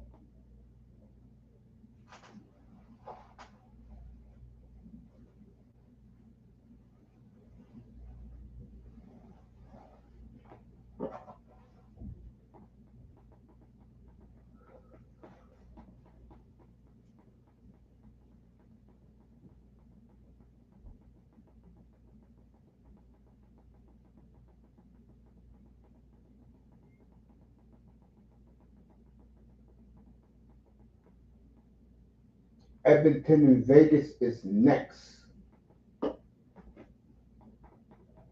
Up here.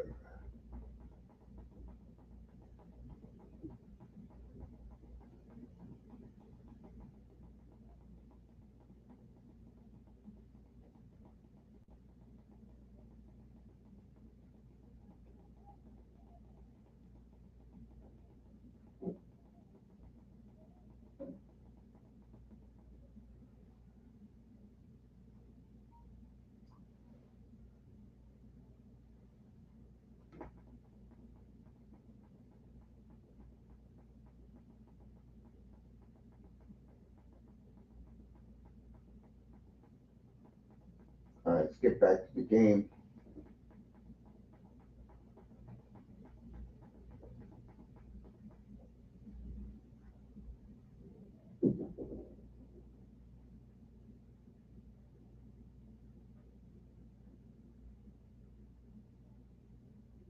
TNT, the channel with 10,000 commercials.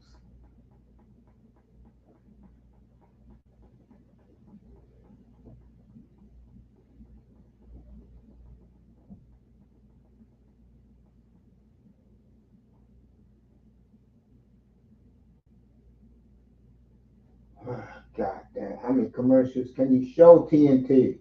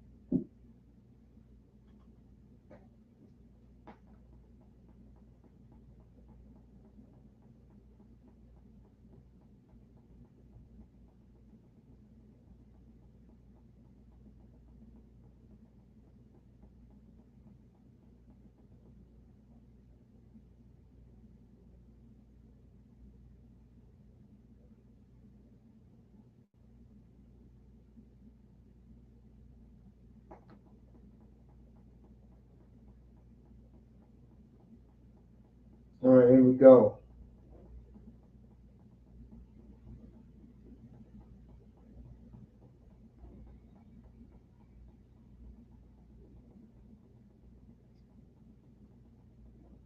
Good on the ball defense by Siakam.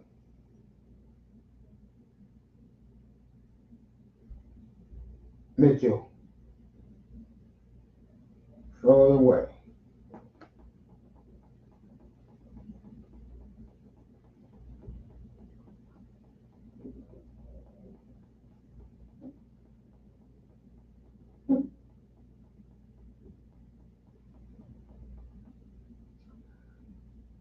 All right, Siakam with the loose ball foul on Strauss. 9 minutes to go in the game. You could tell that Mitchell's going to need these 3 days because the travel is short from Cleveland to Indianapolis. He's going to get a lot of rest next couple of days. Mitchell misses. Tell he's tired, folks.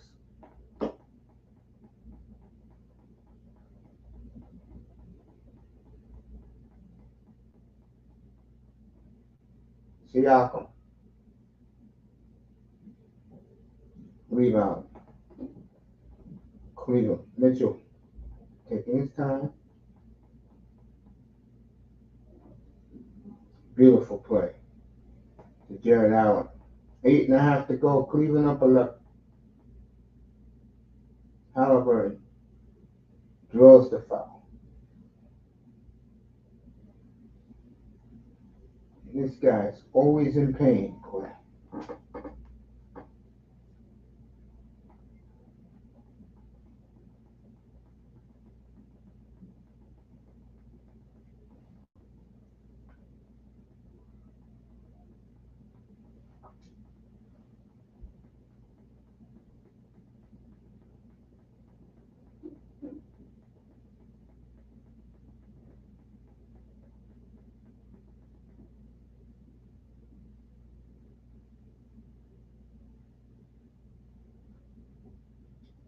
Indiana down 8. 8 minutes to go in the game.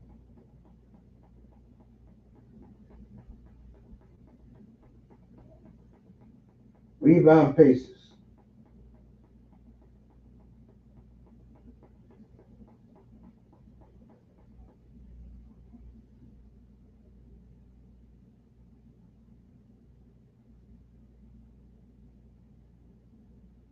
Indiana down 6, folks.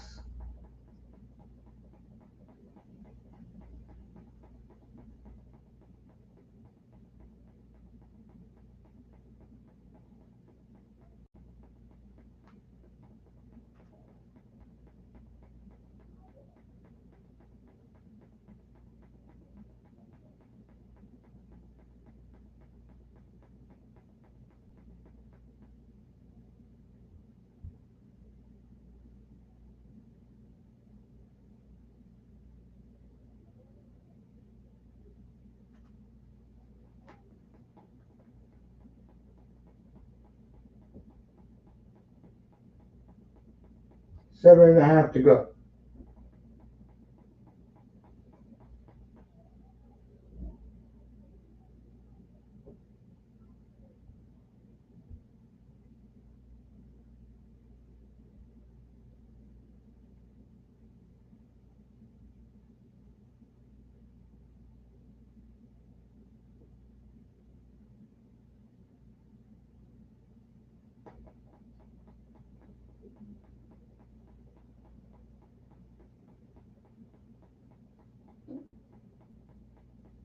All right, Mitchell's going back to the foul line.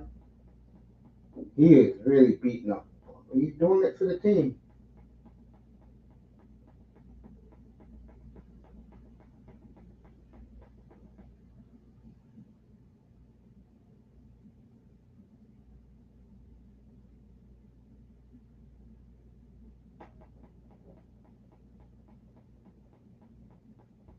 Misses the first.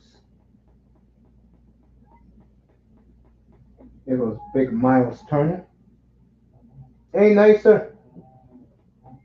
Tonight's play-by-play playoffs tonight.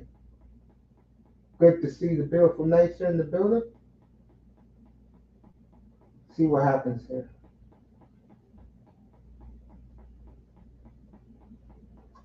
All right, Cleveland up 7. 7 minutes to go in the game. Let's see what happens. How are you doing, Nicer? I'm good, baby. Turner. Haliburton. Boy, and Ned Smith. These guys, I tell you.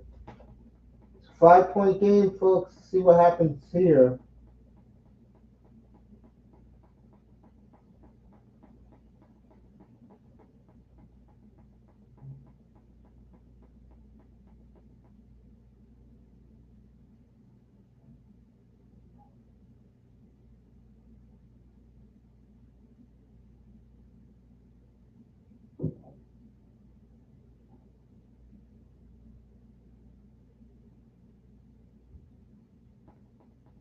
I see what happens now. Missiles makes the foul shot 102.96. Just under 7 minutes to go in the game.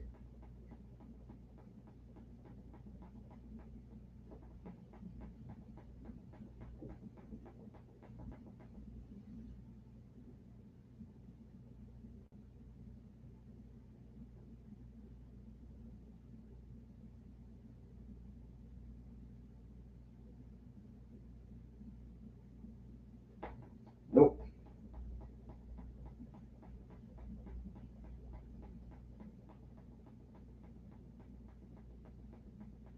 All right, Mitchell back on the foul line again.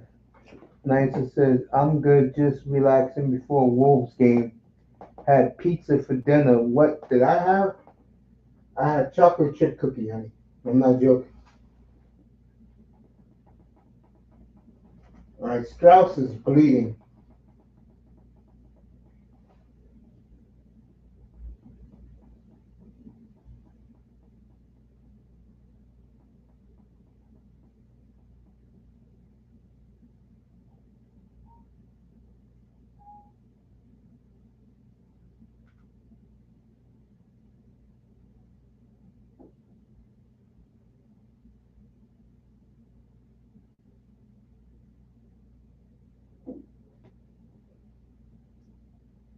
All right, all these moving parts happening. This game is taking forever, folks. Forever. The other night it went quick.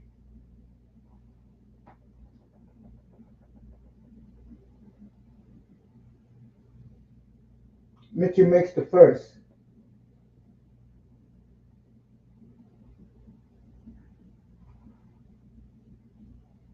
Oilers Vegas next.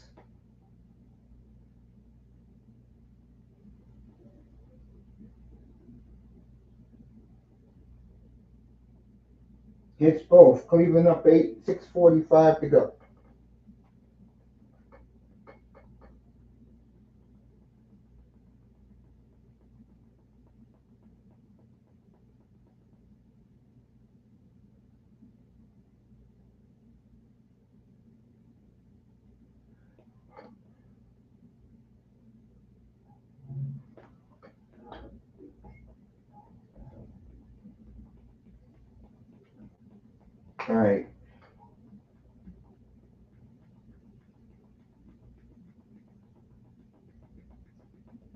Maturin.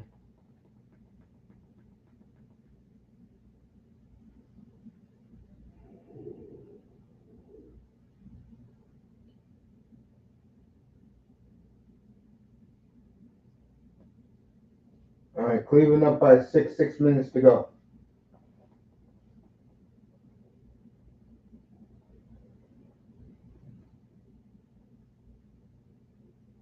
3 second violation.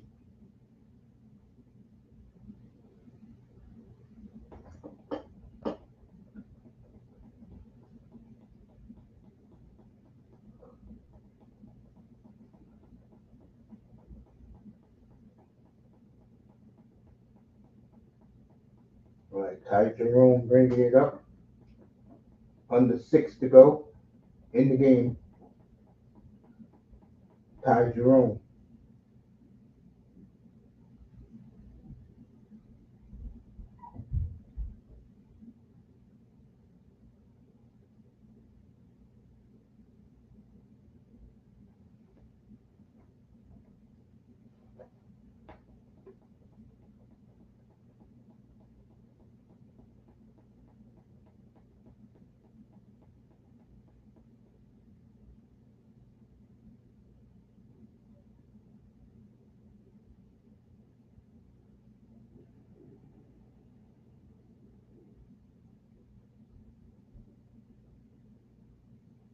All right, time out there. I had a couple of chocolate chip cookies the other day. Yeah, chocolate chip cookies are good, Mason. I tell you, if they're made right.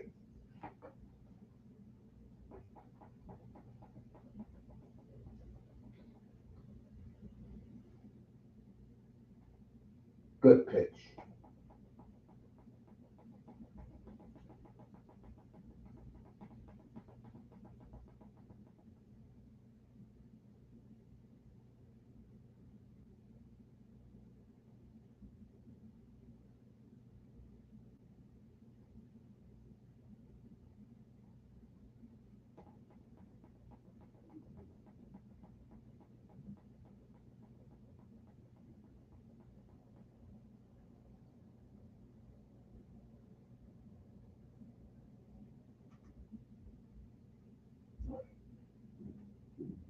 Everybody talking about Buffalo Wild Wings. Interesting playoff so far on the eastern side in this second round.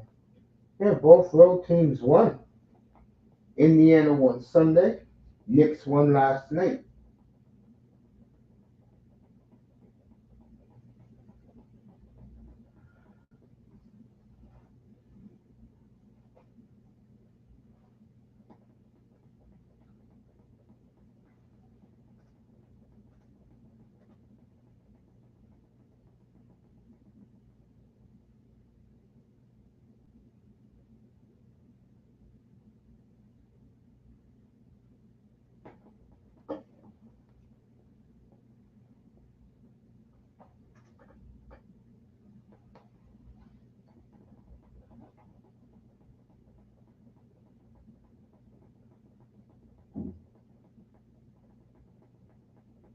Uh,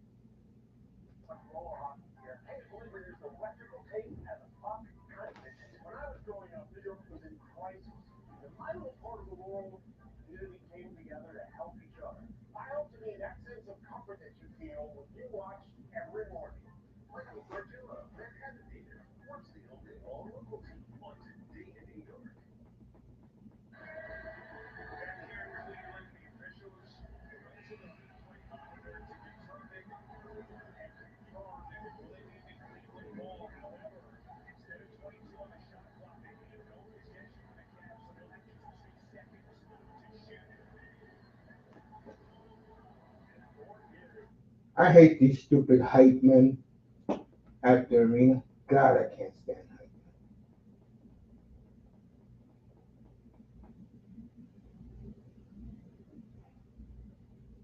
All right, Indiana down 6 with 5 minutes to go in the game.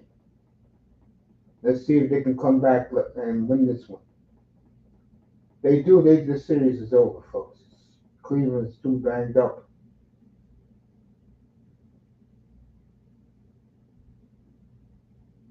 All right, Turner couldn't make a layup. Just under 5 minutes to go. Let's see if the Cavs pull away here. Who else? Mitchell, Cleveland up 8. 4:40 to go. Mitchell with 42 points.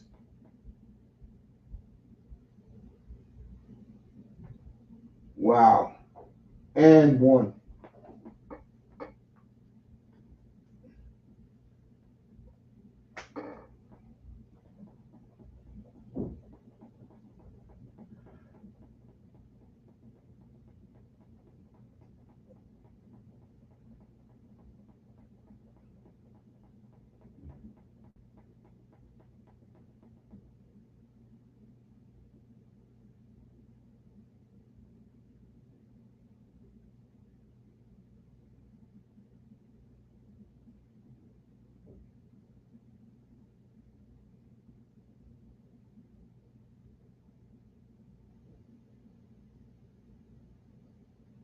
All right, here we go.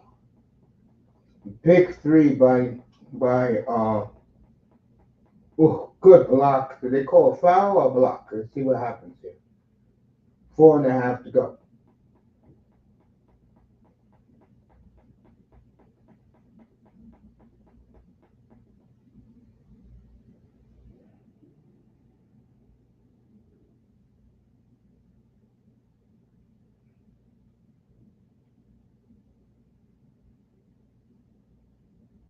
Strauss just throws it up and it goes in. 305 is watching wrestling right now. So he's watching his wrestling.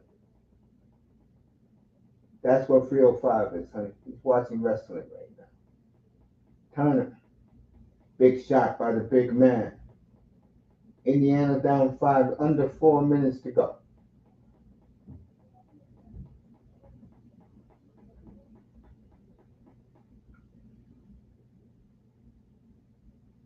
Uh,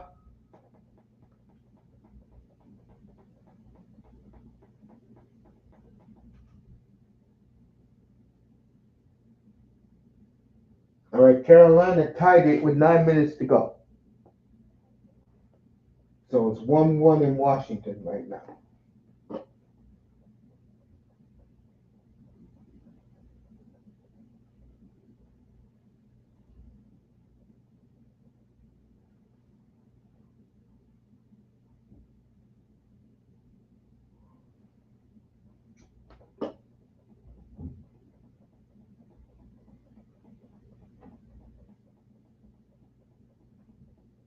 Cleveland up 7, 3:40 to go.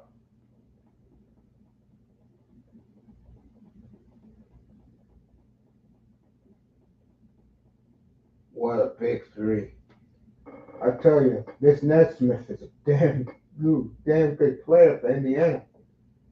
3.5 to go. Indiana down 4. Still plenty of time for them. Mitchell, teardrop good.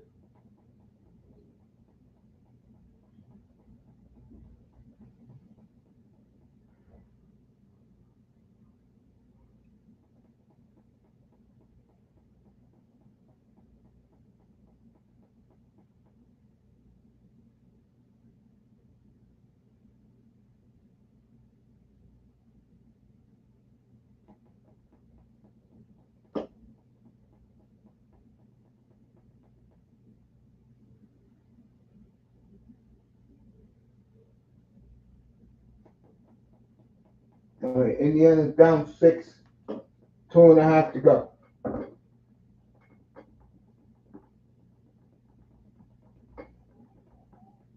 Mitchell fouled again. Tell him I said hi. Gonna grab some water. If you're covering Golden State Minnesota game, mates, I'll be back shortly. Now I'm doing the hockey after this. I'm doing the hockey.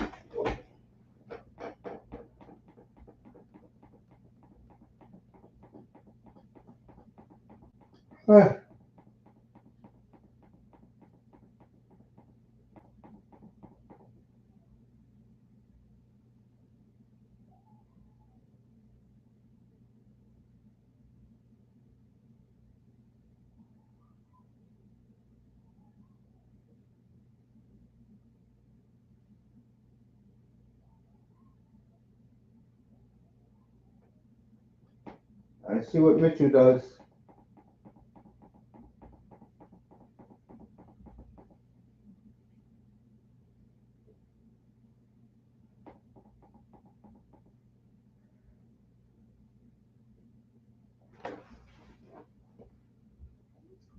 All right, he makes one of two free throws. Cleveland up 7, just under 2.5.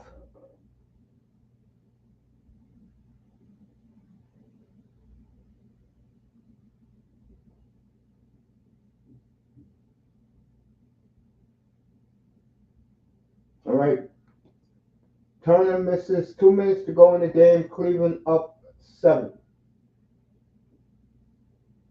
Nice. Boom. Got the ball stolen away. Players Siakam and 1. So Cleveland Indiana has a chance to go down by 4. I love you, sweetie. The beautiful nicer. Okay, mates. The boogie is the place to be. Yes, it is.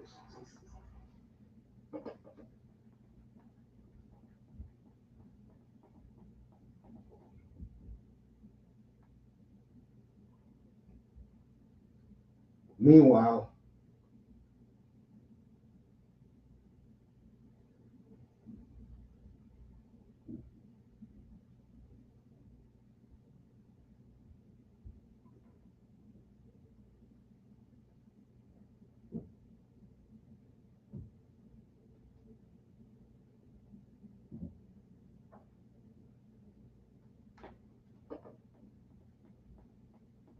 113, 108. Minute 38 to go. It's a good thing Mitchell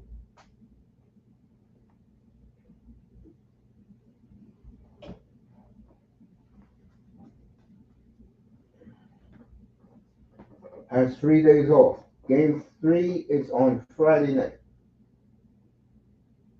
Mitchell makes the first.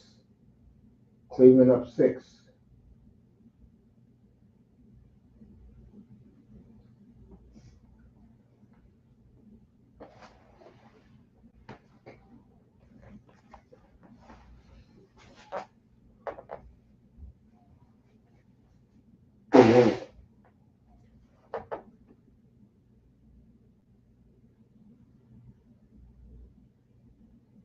All right, stolen by Cleveland. I mean, by Indiana.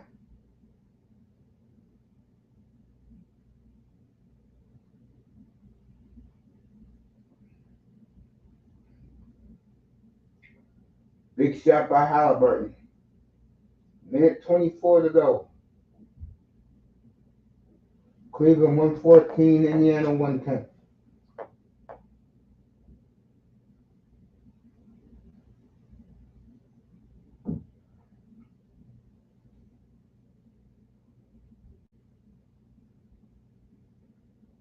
Who hit that 3? Max Strauss with the big 3. Cleveland 117, 110 with a minute left. They're going to win this one. They're going to hold on.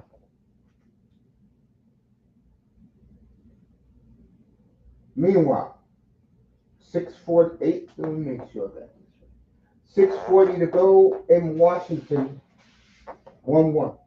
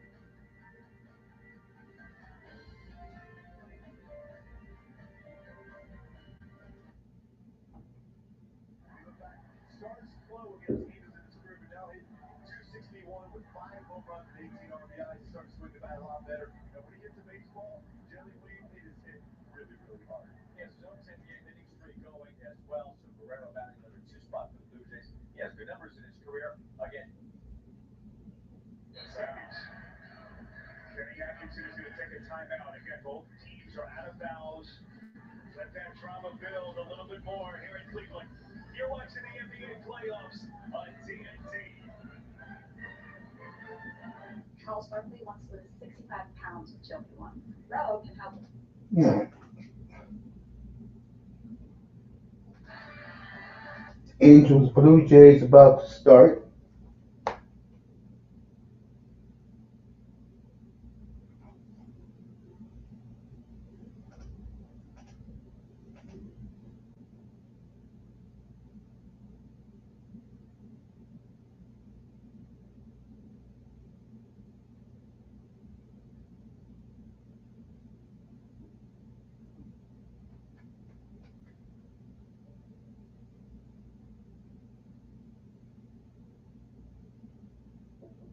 So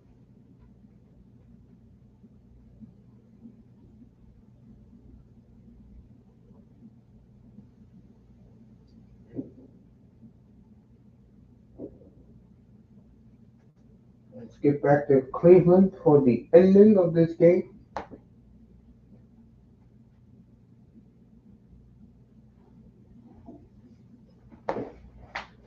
Cavaliers up 5 with a minute left.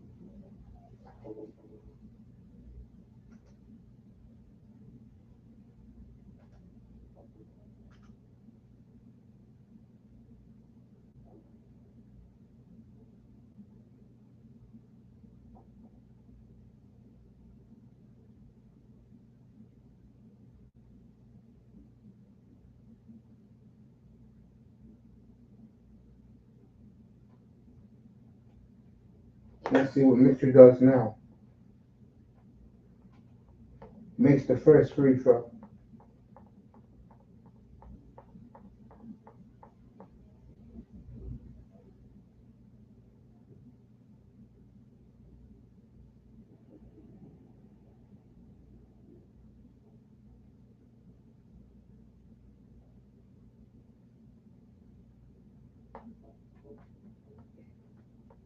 All right, Mitchell makes both free throws under a minute to go.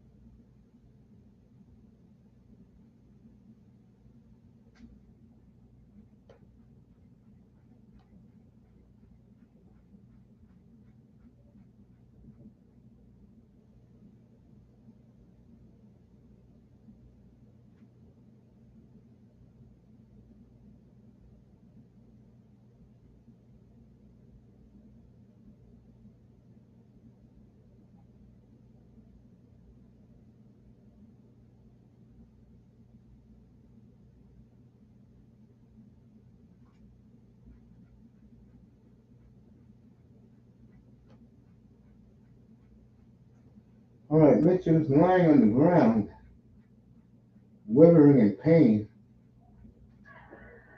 Whole arena is quiet. Right now, without Mitch, but how about N.B.A. coming in for that offensive rebound? That was a huge play.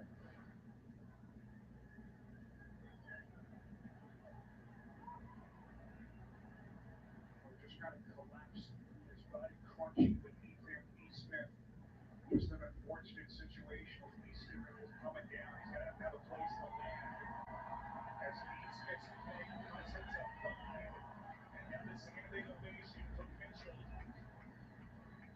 And the issue there, you've got to be aware of guys crashing from above the three-point line on free throws. It's the mental breakdown there by the Cavs, allowing that opportunity for Eastman.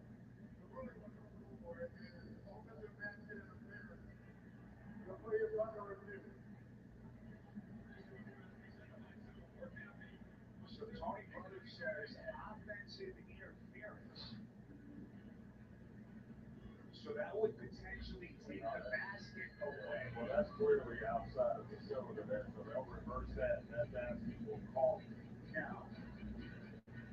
Initially, I thought that they were calling a foul on that, but and the reason you call that is because if you don't call it, you're not able to reverse it there. So that's an easy fix. So the only thing I'm looking at is a potential offensive interference. It clearly looked like he was off the cylinder. So for the moment, they've taken the basket off the board. If they change the call, it's going to be a 5-point game. So, And Aaron Eastman, big time, 15 of his 23 points were in the second half. He's really been wow.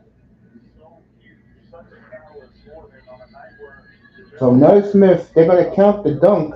hasn't played horribly, but not having the kind of impact you would have expected. And Eastman has just been a monster for you now with an opportunity to potentially Oh man. steal one here down the stretch.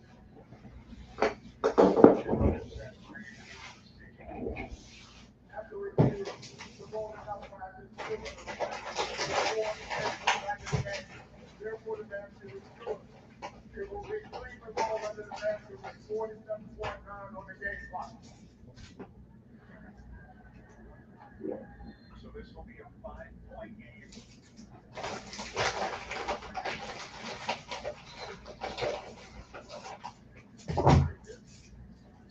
Tom and Mitchell, they're both just falling asleep. And Eastman understanding after that first hit, there's a chance that Siakam's going to miss this. Great anticipation by the young man. Nice things here in Cleveland. This is all you want in the N.B.A. playoffs. 47 seconds. Contact Mitchell and Eastman. And they may have to look at that.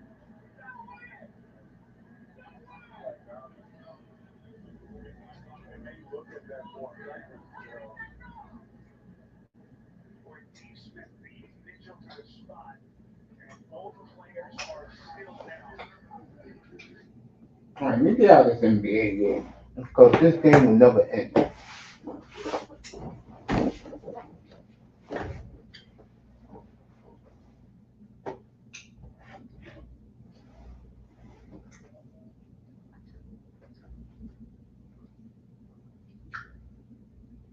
Okay.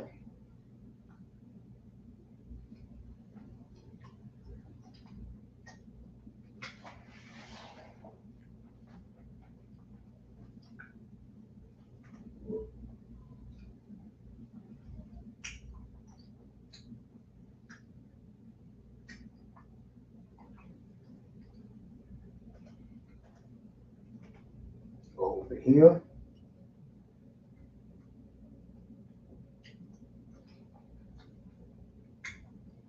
Right, Carolina's on a power play. We'll leave it right here.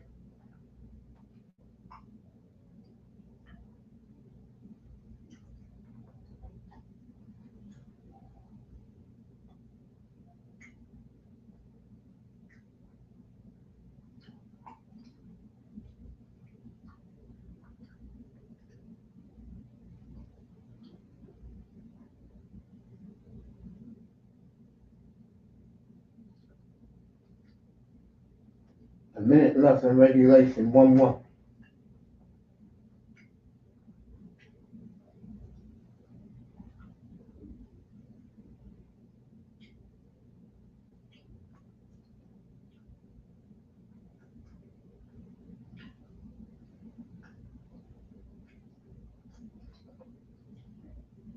Oh,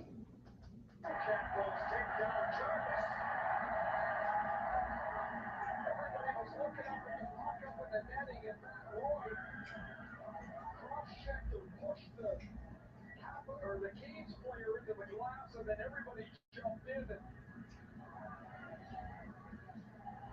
thinking there would be no penalties out of this or one of each, but all right, they're telling refs you suck.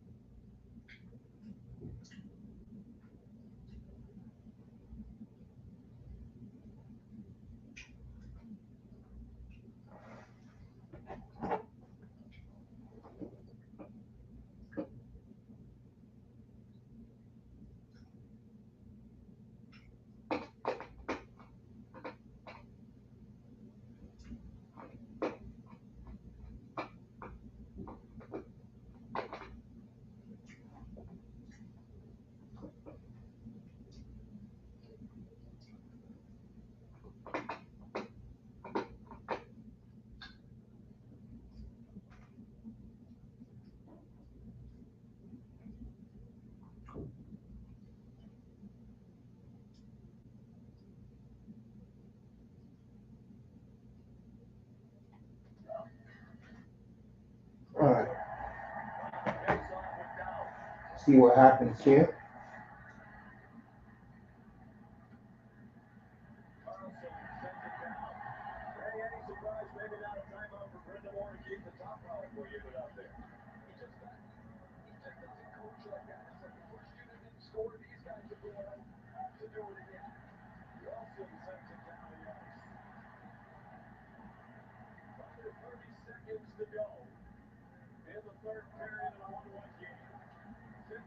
seconds on the chicken tower. Don't get the Indians by 3 bucks left in front of Walker. Trying to burn time running out. 13 seconds. Wilson has it. Wilson short-handed, sends it into the corner. Notice Anderson's out of the pitch. All right, overtime in Washington. Meanwhile, this piece of shit game, nobody wants to win. All right, Cleveland can tie with the 3.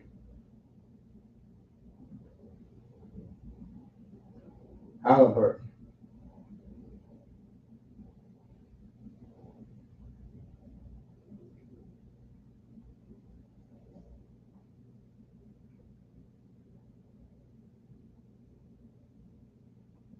All right, he's going to the foul line. Let's see what happens.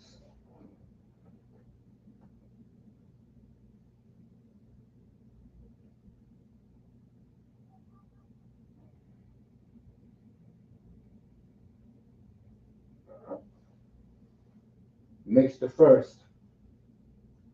He can make both. Then you have to foul the Cavaliers.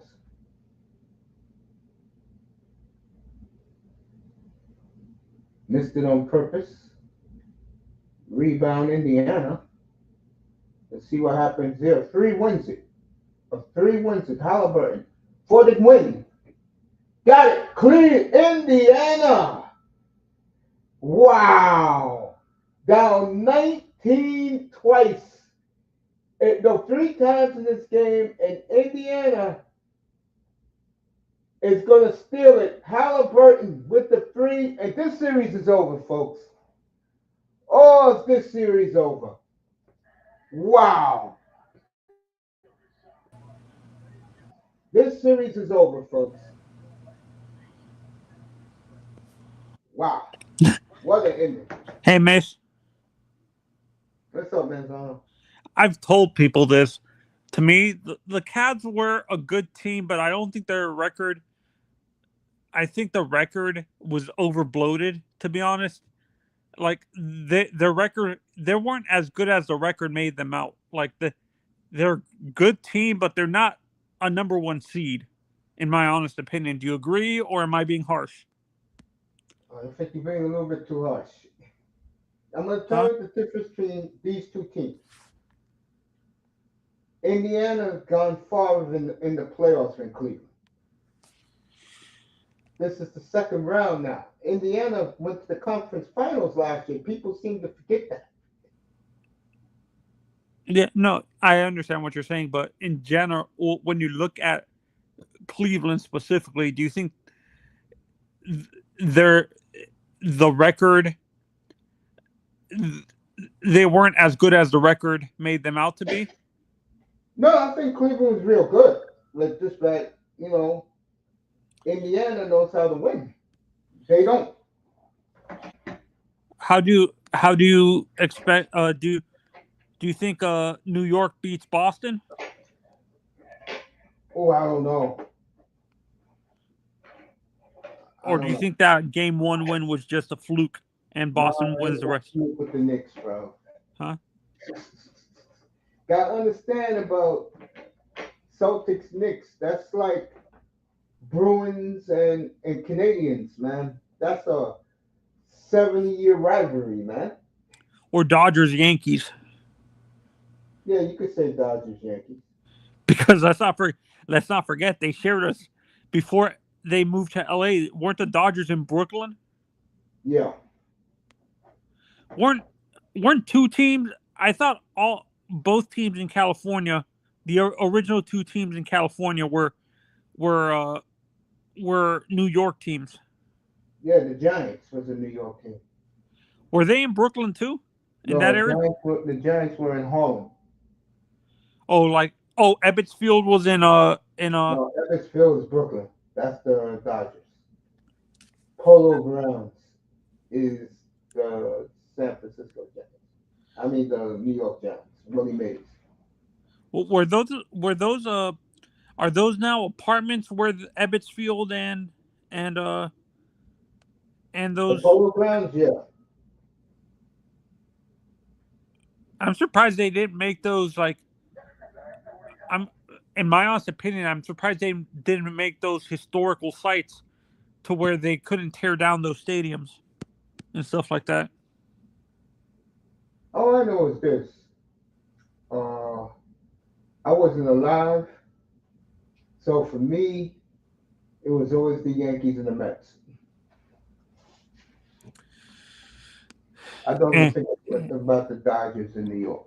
That was so long Well, ago. were you still were Yeah, go when ahead. you started watching baseball? Were the Athletics already in Oakland, or did were they still in Philadelphia? They're in Oakland. Oh, okay. I wasn't sure when they moved. That would have been honestly that would have been cool if they had the Phillies and the A's in that city together. Like they had the three New York teams. And baseball's changed a lot in the last 100 years. Do you think they're ever going to do that again, where you're going to see multiple teams in one city? No, The Yankees are never going to allow three teams. Phillies are not going to do that. Pittsburgh is not going to do that. Toronto. no. When the Nationals were in Montreal, the state was that near the hockey stadium where the No, Canadians play. no. Montreal, where the Expos played was like where Yankees play here, uptown. Oh, it was uptown Montreal. Yeah.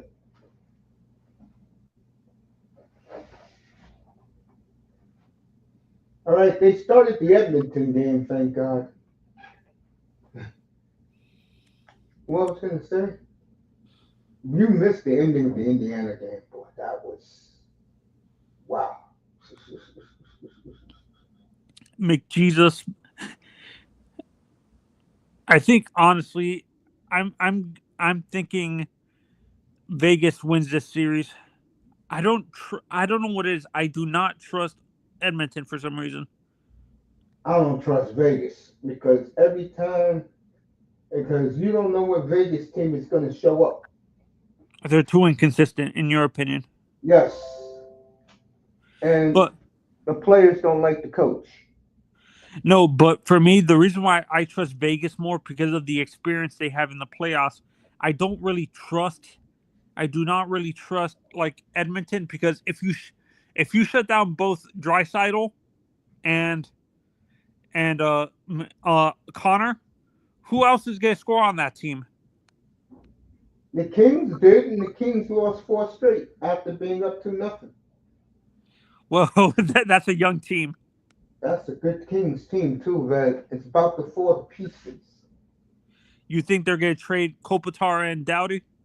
No, they're gonna get rid of some of the other guys, but wall of fallout in Los Angeles, folks. I haven't seen a collapse like this in years.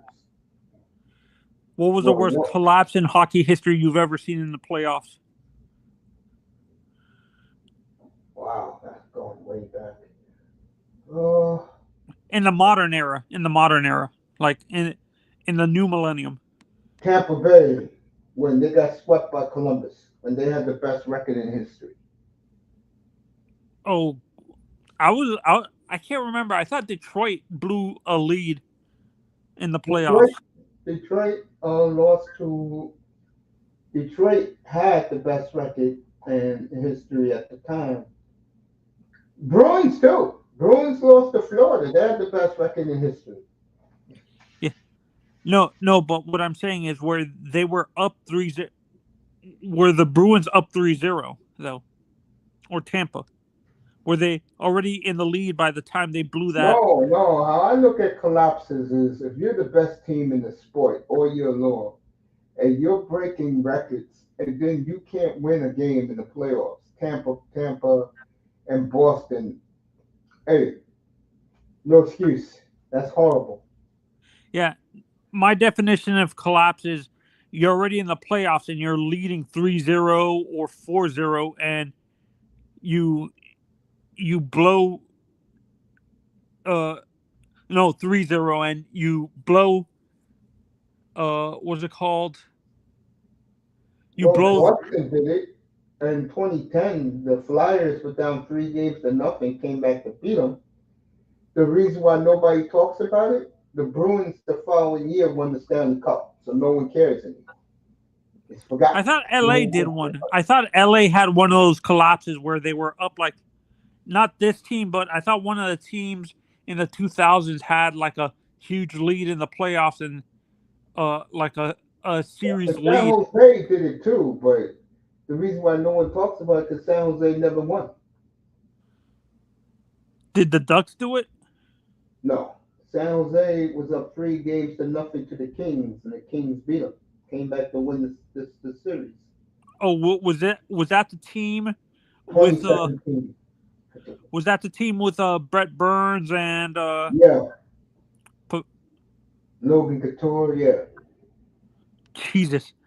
It seems like when it comes to those type of things, you see that more in the East than you see in the West. Why is that? I guess because teams play a little tighter. I don't know, but Yeah, yeah. I've been saying no, this. I think the Panthers, to me, are out. Like to be honest, the I've said this multiple times. Florida is a Western Conference team playing in the East, in my honest opinion, because it seems like most of the Eastern teams are very finesse and stuff like that. You agree? what the Eastern teams? Outside of Washington, outside of Washington, I would say the way the majority of the teams play is very finesse, where they're more offensively minded and stuff like that. They're not good at on both sides of the ice. It's no, actually, it's to the extreme either way. It's either they're good offensively, but their defense is suspect, or they're great offensively, but they can't score enough and stuff like that. There's not a team that's great on both sides of the ice. Do you agree? In the East or in the league? No, in the East. In the East.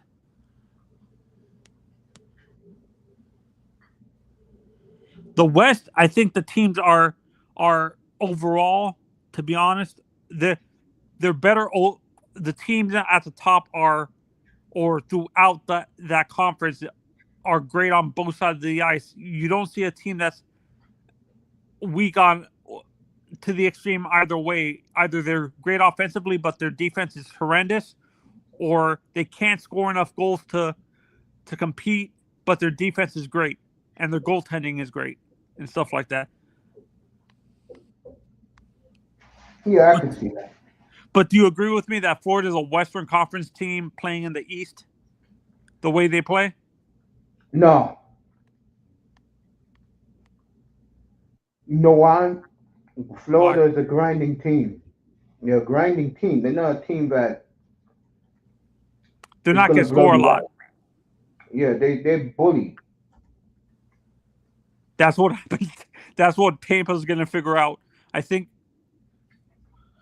I think honestly, do you think eventually Toronto's going to figure that out? I think if Toronto wins tomorrow, Florida's in trouble. But if no, I'm saying if Florida wins tomorrow. The thing that's going to hurt Florida, I keep saying this, No, is when they go home, it's going to be like, 50-50. yeah, or even maybe more Leafs. Yeah, because a lot of it seems like Toronto's fan base travels very well, Yeah, and a lot of Canadians already are still down here because of either summer break or they haven't left from the winter all right. vacation. Vegas up 1-0. Is there, in your honest opinion, is there a team in the West you think would fit better in the East? A team in the West will fit better in the East. That's In in terms the of how they playoffs. play? Calgary. Calgary. Yeah, because So, they're very rugged team. They're very tough. oh, so you think the East is more of the conference that would beat you up? I think there ain't too many teams like that in the league right now. There's a few. There's only a couple of a few teams that do that. Dallas does that. The team that he eliminated does that. Uh, would you say Winnipeg is physical?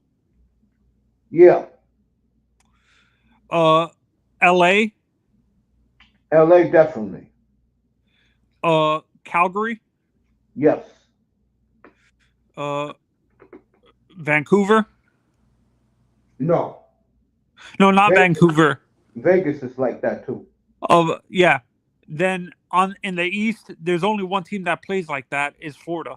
The rest of the team, like I said, are to the extremes either way. Either they're good offensively, but their defense is very suspect, and you can't trust it because of the goaltending, or they have great defense and goaltending, but they don't score enough to compete with the top teams in the East and stuff like that. Carolina plays that way.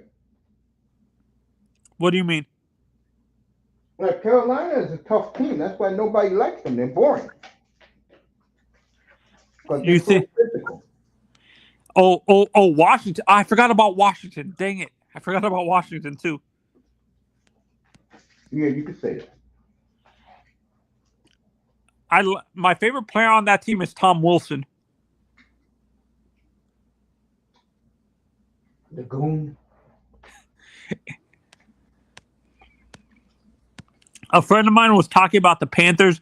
He's a Philadelphia Flyers fan, and he was with his dad, and he was telling me that his dad said that the Panthers, the way they play, reminds them of those the Barachi bully Philadelphia Flyers. Can you see that or not? Not necessarily. Not necessarily. Remind me of the Islanders. Yeah, you say the Islanders. I see a blend of the Islanders and Detroit of the late 90s, early 2000s. Nah. That Detroit Detroit, to score 5 goals a night. Florida rather beat you one goal, like by one goal and stuff like that. Detroit? No, the Detroit will beat you 7 to No, 1. no, Florida. Yeah, yeah. They rather have lower. They can score, but they would prefer low scoring games. Yeah. That's why you say were the Islanders like that? They can score 5 goals every once in a while, but they prefer to beat you, like by one goal every game, like having it a close game, basically. Yeah, something like that. Was there when you look at Matthew Tkachuk and Brad Marchand, what players on those Islanders team do they remind you of?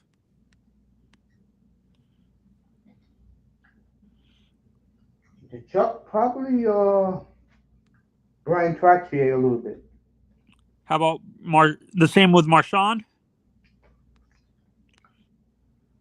Yeah, you could say that, yeah. Barkov, honestly, for that would be a hard one for those. I wouldn't say Messier. No. He's not like that. Brian Lawton.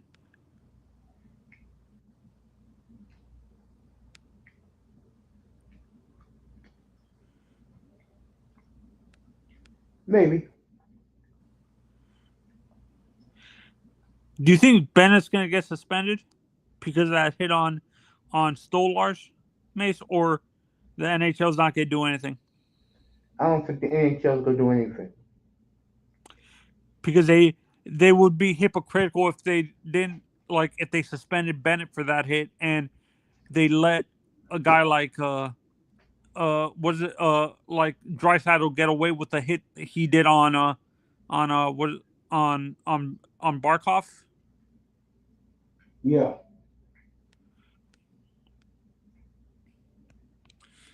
If with Vegas specifically, you said they're too inconsistent. You don't know what team is going to show up. Yeah. Did they? Is that what happened? The first game, the team that was going to play too finesse to match to play the team that the team that showed up the first game against they tried to play with speed and match the scoring, and they couldn't do it. Who? Vegas. Vegas, that series just started. Oh, I thought. Vegas started tonight. Oh, okay. Vegas tries to bully you also. When you look at we always say New York and LA is Montreal, right? Or New York and LA is the what would be equivalent to Hollywood and Broadway in Canada? Like what city does all the Broadway there? What city would you say does all the productions for like theater and movie production in Vancouver. Vancouver? Yeah, that's the equivalent to LA for Canada. What would there be equivalent to Vegas? There is no Vegas. There is no Vegas in Canada. There's not not a direct equivalent because they don't really gamble a ton in Canada. They gamble, but it's like those cheap casinos, like what you have in South Florida. the Indian casinos. Yeah, Indian. They don't That, have the big corporate casinos and stuff like that. no. Uh, Dallas, you said would be Montreal, Montreal in America would be Miami, just colder. colder. They're mirror images. Atlanta. No, there is no Atlanta in Canada. Oh, my Miami, mistake. Miami is Montreal in Canada. Okay, I got three cities in Texas: Houston, Dallas, and Austin. Or there's no Austin. Houston would be Edmonton, and Dallas would be Calgary. I thought you said there was a equivalent to Toronto in the United States. Would San that be Francisco. San Fran? Yeah. How about like Seattle? Would that be Probably the, Vancouver because they're right next to each other. no? In terms of the tech hub, being the tech hub of of the country, would that be still Vancouver? Yeah. So Vancouver's a tech hub, like Dallas and Dallas and Seattle. Yeah. You've been to different cities in Canada. What is your favorite place? Montreal. Like lifestyle wise, you think you would live there? Yeah. Vegas just scored again. Stone just scored 2-0 Vegas. Would you say Edmonton would be better for me or Montreal? For you, Yeah, Toronto. Toronto. Why do you say that? Because it's the sixth biggest international city on the planet. Edmonton's not good for you. You don't want to be with those rednecks. And I don't want to be with the French. Yeah. You've dealt with. How do you deal with those people, those French, when you don't understand? I've never had a problem with them. They always treated me well when I used to hang out in that city in my 20s. Never gave me a problem. Yeah, no, because I've heard horrible things that they can be very racist and stuff like that. That's Quebec City, bro. That's Quebec City, you better know how to speak French. but in general, overall, Montreal is not. Quebec is the one that's like that. The entire province of Montreal is not like that. You mean the city? The Quebec is city, the province. Montreal is south. Quebec City is all the way north. no. So that's why I'm saying Montreal is more of a homogenized city where people speak English and they don't force you to speak French. Yes, Basically, yes. if you go to Quebec City, Forget it. there's they're not going to allow you to speak any English. Exactly. Uh, and would you say you said Toronto is that a younger city? Is like like like would you say it would be? I know it's international, but because of the, would you say all the young people? Is there more young people in Toronto than there is in like Montreal and like and the other city that you said? I think Vancouver has the most young people because of the weather, and it's West Coast. Like, oh, is it like humid like Florida? No, it's nice and cool. That's the way I like my weather. Also, that's why I love living in the Pacific Northwest. Yeah, I think. Rain in Vancouver. Yeah, I heard somewhere where starting from in terms of the weather, starting from Sacramento going all the way to Vancouver, it's very like it doesn't get super like during the summer. Maybe at the max, the hottest it gets maybe 85 degrees. Yeah, It never gets above 90 or into the 100s. yeah. And it's not too humid or too dry. It's right in that mid. that middle ground, right? Is that how you felt when you were in Washington and Seattle, where it wasn't that very humid, where it made you sweat, but it wasn't that super dry, where it felt like you were getting hit by a air dryer? Yeah. Between the three cities, How about Saskatchewan? I don't go out there, man. That's Monsters country.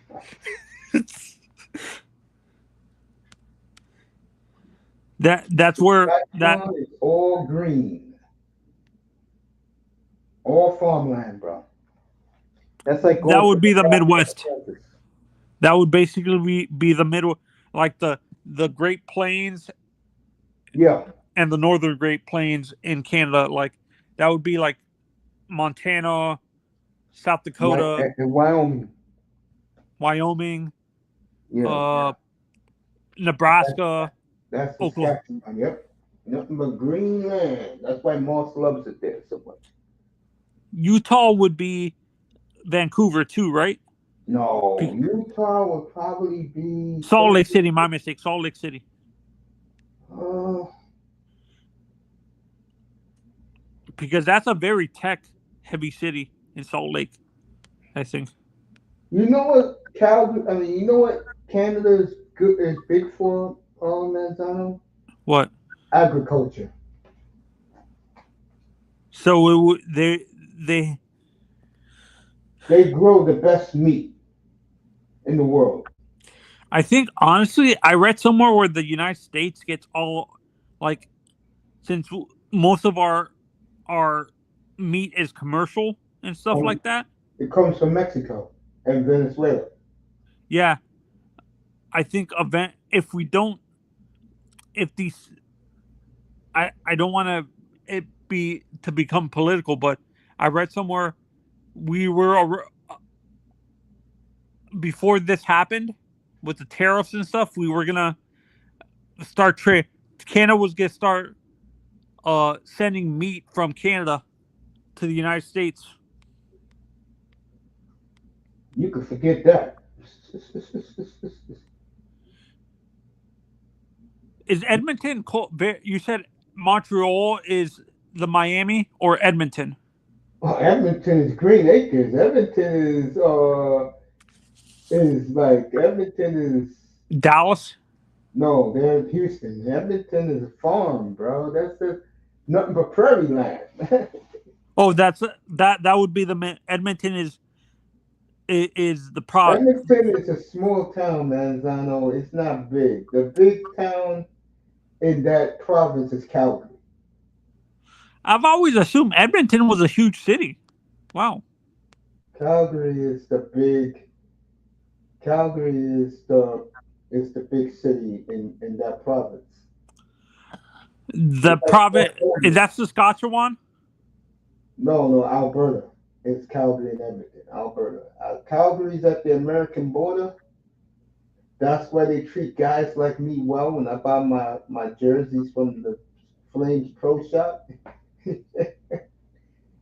And Edmonton is all the way up, like near the Yukon, all the way up, where the Huskies are. Like it's like Alaska, man. That's why players don't want to play there. That's why. So Edmonton and Vancouver struggle getting players. Yes. And if this man they're showing right now do not sign the extension on July 1st, no one's going to Edmonton. You think McDavid signs? No. Even if they go past the first round? They already passed the first round. I don't Oh see no. Even if they win the conference and the Stanley Cup, if they win the Stanley Cup, he'll stay. but if he loses again, Yeah, if he doesn't get there this year, he's gonna. He doesn't like the new GM because of his history. is that Tree living over there? No, he's in Toronto. Scotty Bowman's son, Oh, my Stan God, Bowman. his son. My God, what's his son's first name? Stan. Stan Bowman. It seems when it comes to GMs, it's a generational thing in hockey. I noticed that. Yeah, if you win and you build, you get a job. If you don't do that, Then you got problems. Ramos asked you, yeah, I'm doing the game right now, Moss. Ramos asked you, Moss bragging about the Canadian Pacers. He said, do you notice a difference in the heat between where you live currently and the heat in South Florida? do you notice the difference? Ramos asked you. Oh, in the key, like on the on the on the Like the West Coast, yeah, like like the humidity. Do you see? Do you realize the difference? uh, a little bit, but not a huge difference, Vamos, because where I live, like I live more where I live in Sarasota, we live more inland. We're not on the water, where it's gonna be a little bit cooler. We're closer to the inside of Sarasota and stuff like that, so it's gonna be very humid and stuff. And the Keys, where we are now, it's actually cooler because of the water.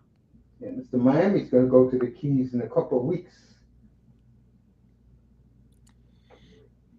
after his family leaves. Yeah, that's right. You won't see 305 up here until the 20th, folks. He got mom coming to town. So his mother, his sister coming from parts unknown. I was I I was talking to a friend of mine who's a hardcore. He's a Dolphins fan, but he's us. This is weird for me. He's a Dolphins fan for football, but he's everything from Boston. Like I the know other. guys. I know guys like that. Like for example, a guy I grew up with. He loved the Red Sox, the Bruins, and the Celtics. But in football, he was a Steeler fan. No, that's odd to me though. Like like I'm not sure. Are those like fan bases like the Bruins, Celtics, and stuff like that, and Red Sox? Are they generational fan bases Of basically? course, his brother, like every team in Philadelphia, the Flyers, the Phillies, 76ers, but in football, he's a Cowboy fan. He's probably not bragging about them Cowboys now. Yeah, still sunny here at 8:20 p.m. Mountain Time. That's Moss. February Would you 2020. say the perfect comparison for hockey in terms of being the Cowboys would be Edmonton? They believe their press clippings way too much. Yes, exactly. Yes. Who would be the Florida in NFL? The Panthers. Dolphins. These- Difference is the Panthers are better ran than the Dolphins. Not even close. But when it comes to like respectability, Dolphins. People The still Green Bay Packers would be Detroit, right? the Green Bay Packers in the NFL in which sport? Hockey? Yes. There will be Montreal. I thought that I thought that would baseball would be the Yankees, correct? Yes. And NFL will be the Packers and will be Montreal. And basketball, would you say the Lakers? Celtics.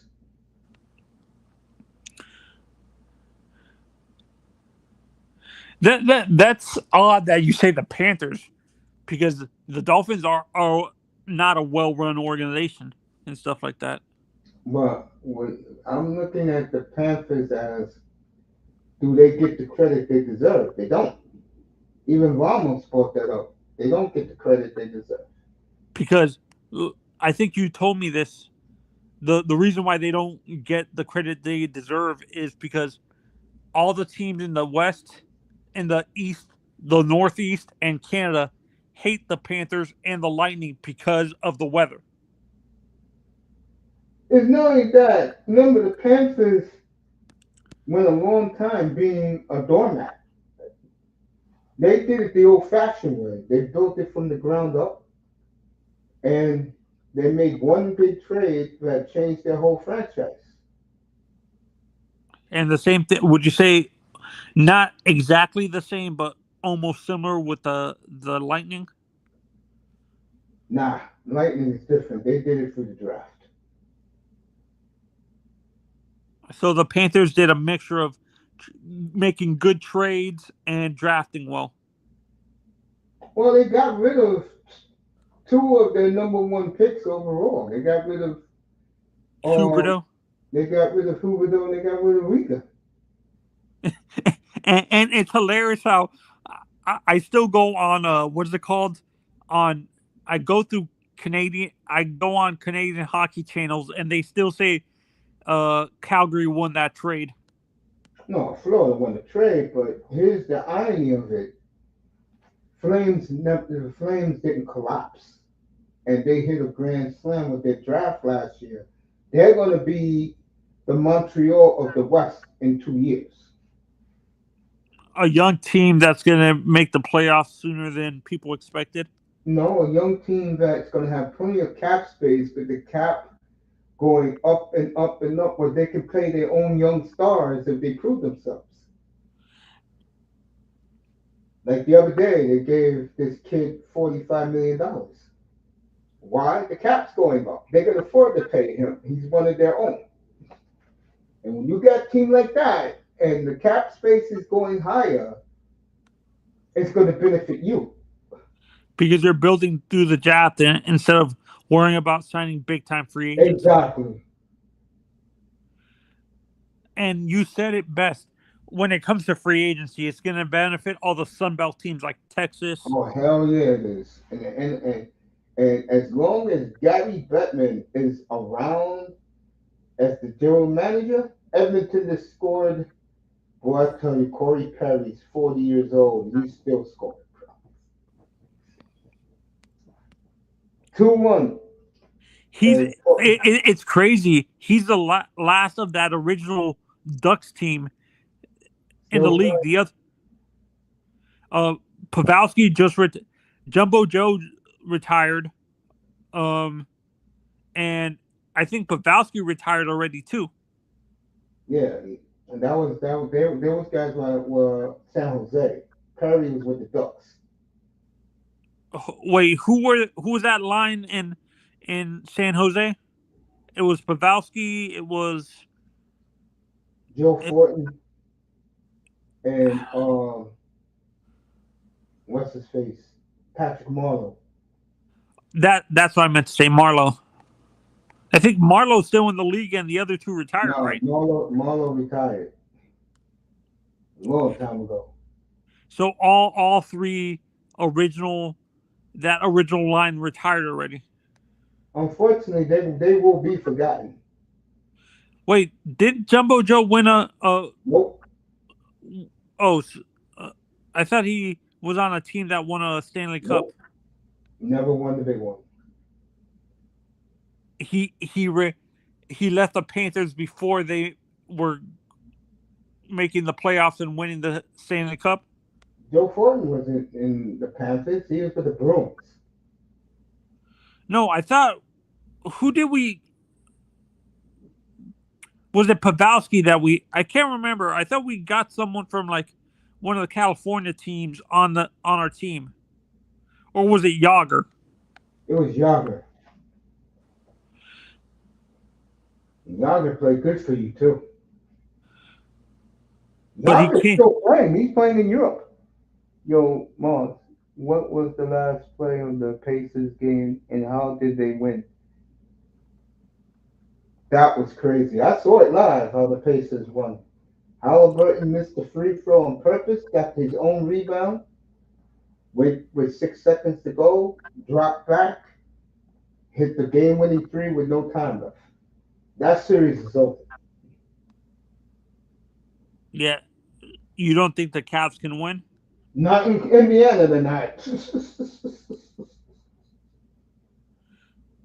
Nope, that series is over. Wait, so Cleveland So Indiana won all three games in They won both games in Cleveland. wow. I thought they have home field advantage, home court advantage. I thought They they do had throughout the playoffs, except if they play Oklahoma City. no, But but what I thought the first three games of the series no, it's usually two are games. It's two games. okay. But how it's set up is 4-3, 2-3-2, right? No, it's 2-2-1-1-1. Game 7 is always. And that's going to be in Cleveland, but I don't see it being a game 7. Hey Sean, what's up? It's been,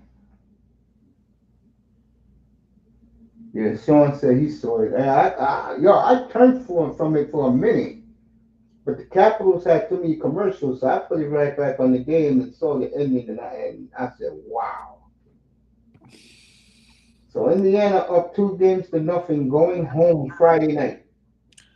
So you think, in your honest opinion, you think that the teams in the Northeast and the Midwest and Canada are going to have to build through the draft because they're not going to be able to compete with Florida, the Texas teams, and Dallas and Houston when it comes in the league, and Arizona when they have another team, No, no, Arizona, man. Utah's going to be a problem.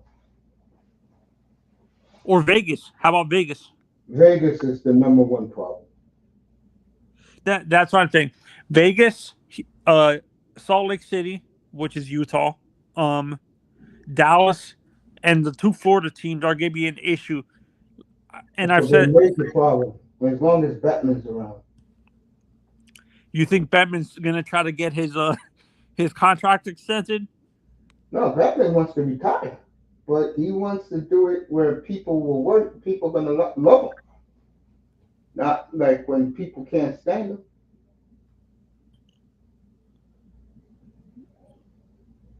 Oh, Yeah, yeah, no, that's why. Do you agree with me that the free agency is going to be dominated by the two upper southwestern teams in Utah and Vegas, Dallas, and the two Florida teams, and the Nashville, North, huh? Nashville. And Nashville also. Uh, but the rest of the Midwest, Northeast, and Canada are going to have to build through the draft And they to have to compete. major overpay for stars. Like for example, let's pick one. Conor McDavid. The Yeah. big market teams are gonna have to pay him 22, $23 million a year to get him. While the other teams, because they win, no, Tampa, Florida, Dallas, Vegas, they winning. They can pay a lot less because there's no tax. Nashville. Well, Nashville's picking fifth. No, Draymond, but you understand because I brought Nashville because they don't have high taxes there. But I don't think Connor would want to go to Nashville. maybe quality of life. I think honestly, you and me talked about it. Connor either goes to Tampa, uh, I think a team to watch out for is Philadelphia. but doesn't Pennsylvania have high taxes though? Not really, no, because a lot of people who live in New York go to Pennsylvania to live, to go shopping and stuff. The team I would watch for Conor McDavid if he doesn't sign an extension would be Philadelphia. They could be the dog horse. I'm cracking up, but how about how about when Sidney retires? How about him going to Pittsburgh? And there's no way Conor McDavid's going to Pittsburgh. Number one, they can't afford it. Oh, because they're even if Small market. Pittsburgh's a very small market. wait Pittsburgh, both Pittsburgh teams struggle with that. Yeah. See, the reason why Sidney Crosby stays there because they always treated him well.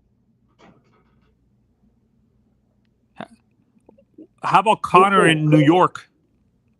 That can happen. Depends on what happens with the Rangers this year. He's going somewhere. I was gonna say Well, the Islanders never. They can't afford him. or Buffalo. Never. They're not going to win. Don't even bring those teams up. Bro. Dallas, You Vegas, maybe the Tampa, Rangers. maybe the Rangers, I was Boston, gonna say definitely. L.A. LA. If he goes to LA, then he follows Gretzky. And that would destroy the hockey universe if that happens. I'm gonna say it again. Who got the left hamstring? Curry's not coming back tonight. He has a left hamstring. Sean said he's not coming back in the game. Okay, Sean just gave that report about Curry. Once that Houston Wife, team, the wife has plays a big part in a lot of these players where they go. but let's be honest, is Matthew Kachuk married or is that boy single? I think he just got married. He's not that play. He's not gonna be a playboy anymore.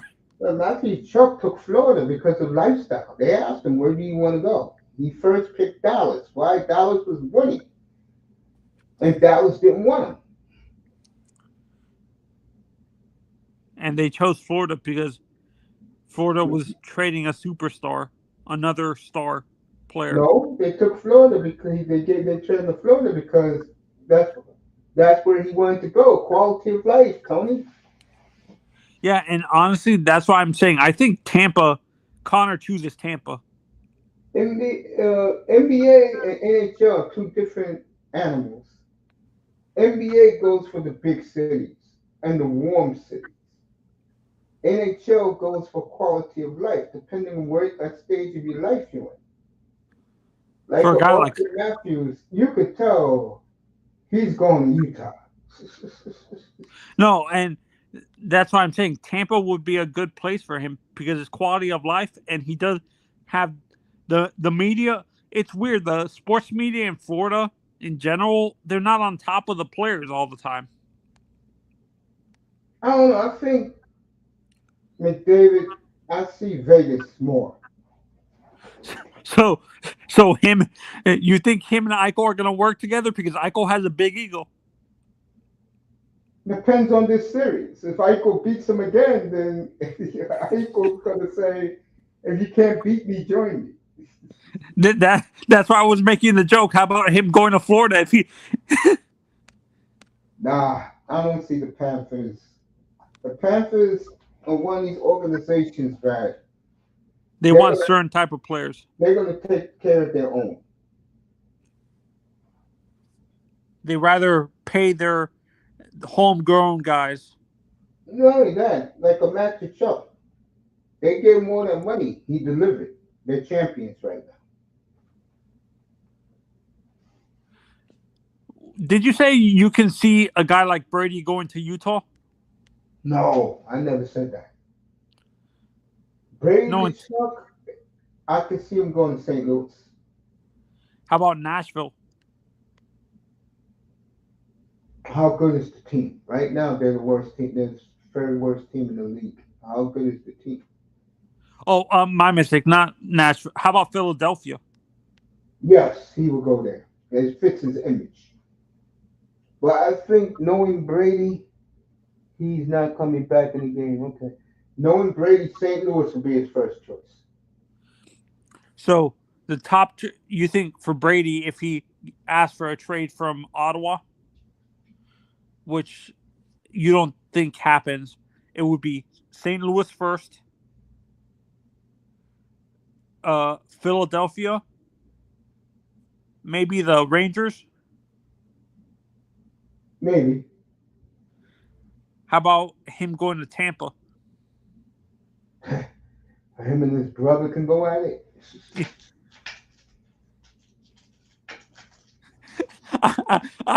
Honestly, that story you told me was so hilarious. After when Matt won when Matt won the Stanley Cup and he asked his brother if he wanted to party. Oh, when he told his brother, "I'm out of here." Hell no, I want to win. I want to win a cup myself. Yeah, he doesn't roll with his brother. That he rolls with his brother, but when it's the off season. How scary would that be, Mace? Hypothetically, I don't think it happens because Florida doesn't have the type of player. Like the only way they're able to get Brady specifically if they trade Brady for like a Sam Bennett or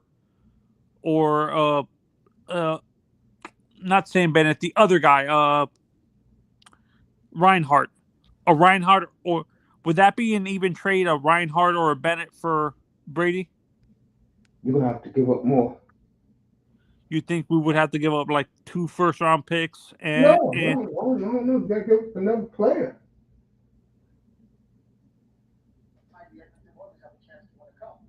okay, okay. Uh, Sam Bennett and Anton Lundell. That will do it. But I don't think the Panthers have a lot of faith in Lundell because they think he might be the future second line center. That's the issue. How about Sam Bennett and Eetu Luosterainen? Sam Bennett's gonna be a free agent, so he. Or Reinhardt and Luosterainen. Word is he wants to go to Ottawa. What? Word is Bennett wants to go to Ottawa as a free agent. Ottawa's good. I wouldn't go there, but Ottawa's pretty good. He's in high demand. No, that's what I'm saying. Like, if do you think the Panthers are going to try to re-sign Bennett or just let him walk? Let him walk. Are there any big time free agents coming up this? Yeah, but I don't see the Panthers paying Mitch Marner $16 million a year. Outside of Marner, is there any good players below him? A Kyle Connor? I could see Kyle Connor. Hey, what's up, John? John Jensen in the building. Sorry about Hey, the John. news, bro.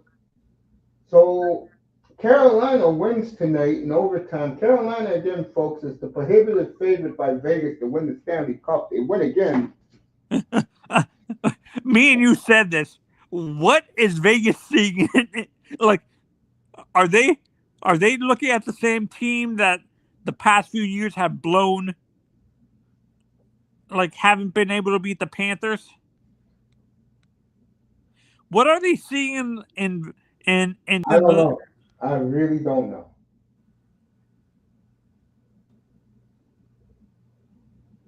I don't know what they're saying, to be honest with you. Good to see you, John. I don't know what they say. I think Aho's leaving there. To be honest, I'll say this for Carolina.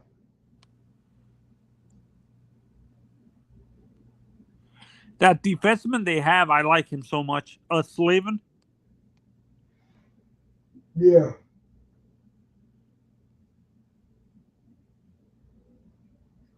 Yeah, Carolina. Hey, look, I don't watch Carolina. They're boring. That's a team that's one of the teams I'm telling you about. They're they're to the extreme the opposite way. They can't score a ton of goals, but they're great defensively.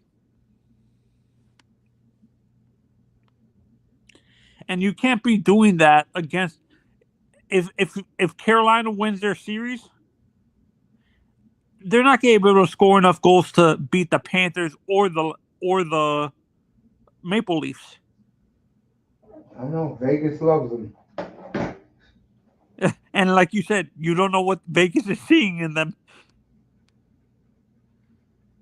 There must be something in the other teams that they think Carolina can beat. I don't know what it is. I don't. I really, really don't. On that note, Tony, I'm going to bed because I got an early day. Have a good night, Mace. Yeah, I'll see you. I'll see you on. I'm gonna be in Mosses tomorrow. I'll see you. I'll see you up here on Friday night. Oh wait, you're gonna be on. Wait, the Panthers game is tomorrow, right? Yeah, game 2 is tomorrow. Okay, I'll see. And game But 3 you're is gonna be Saturday. on Mosses. He said. Yeah, I'll be on Moss tomorrow. Okay, good night. Good night, buddy. Everybody here: Sean, Daniel, John Jensen, Nicer, Vamos, Moss, Molina.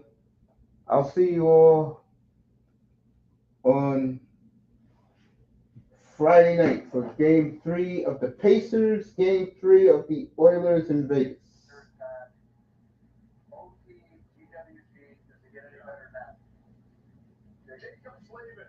For Norris Trophy. So, guys, the Hurricanes had 94 shot attempts. Let me get out of here. I'll see you all tomorrow night. I mean, Friday night. Tell him I said hit going to grab some water if you covering Golden State game, Mace. I'll be back. No, I'm not doing Golden State, baby. Well, that's why I told her that already. That's old. Good night from the Oasis, everybody. I appreciate you.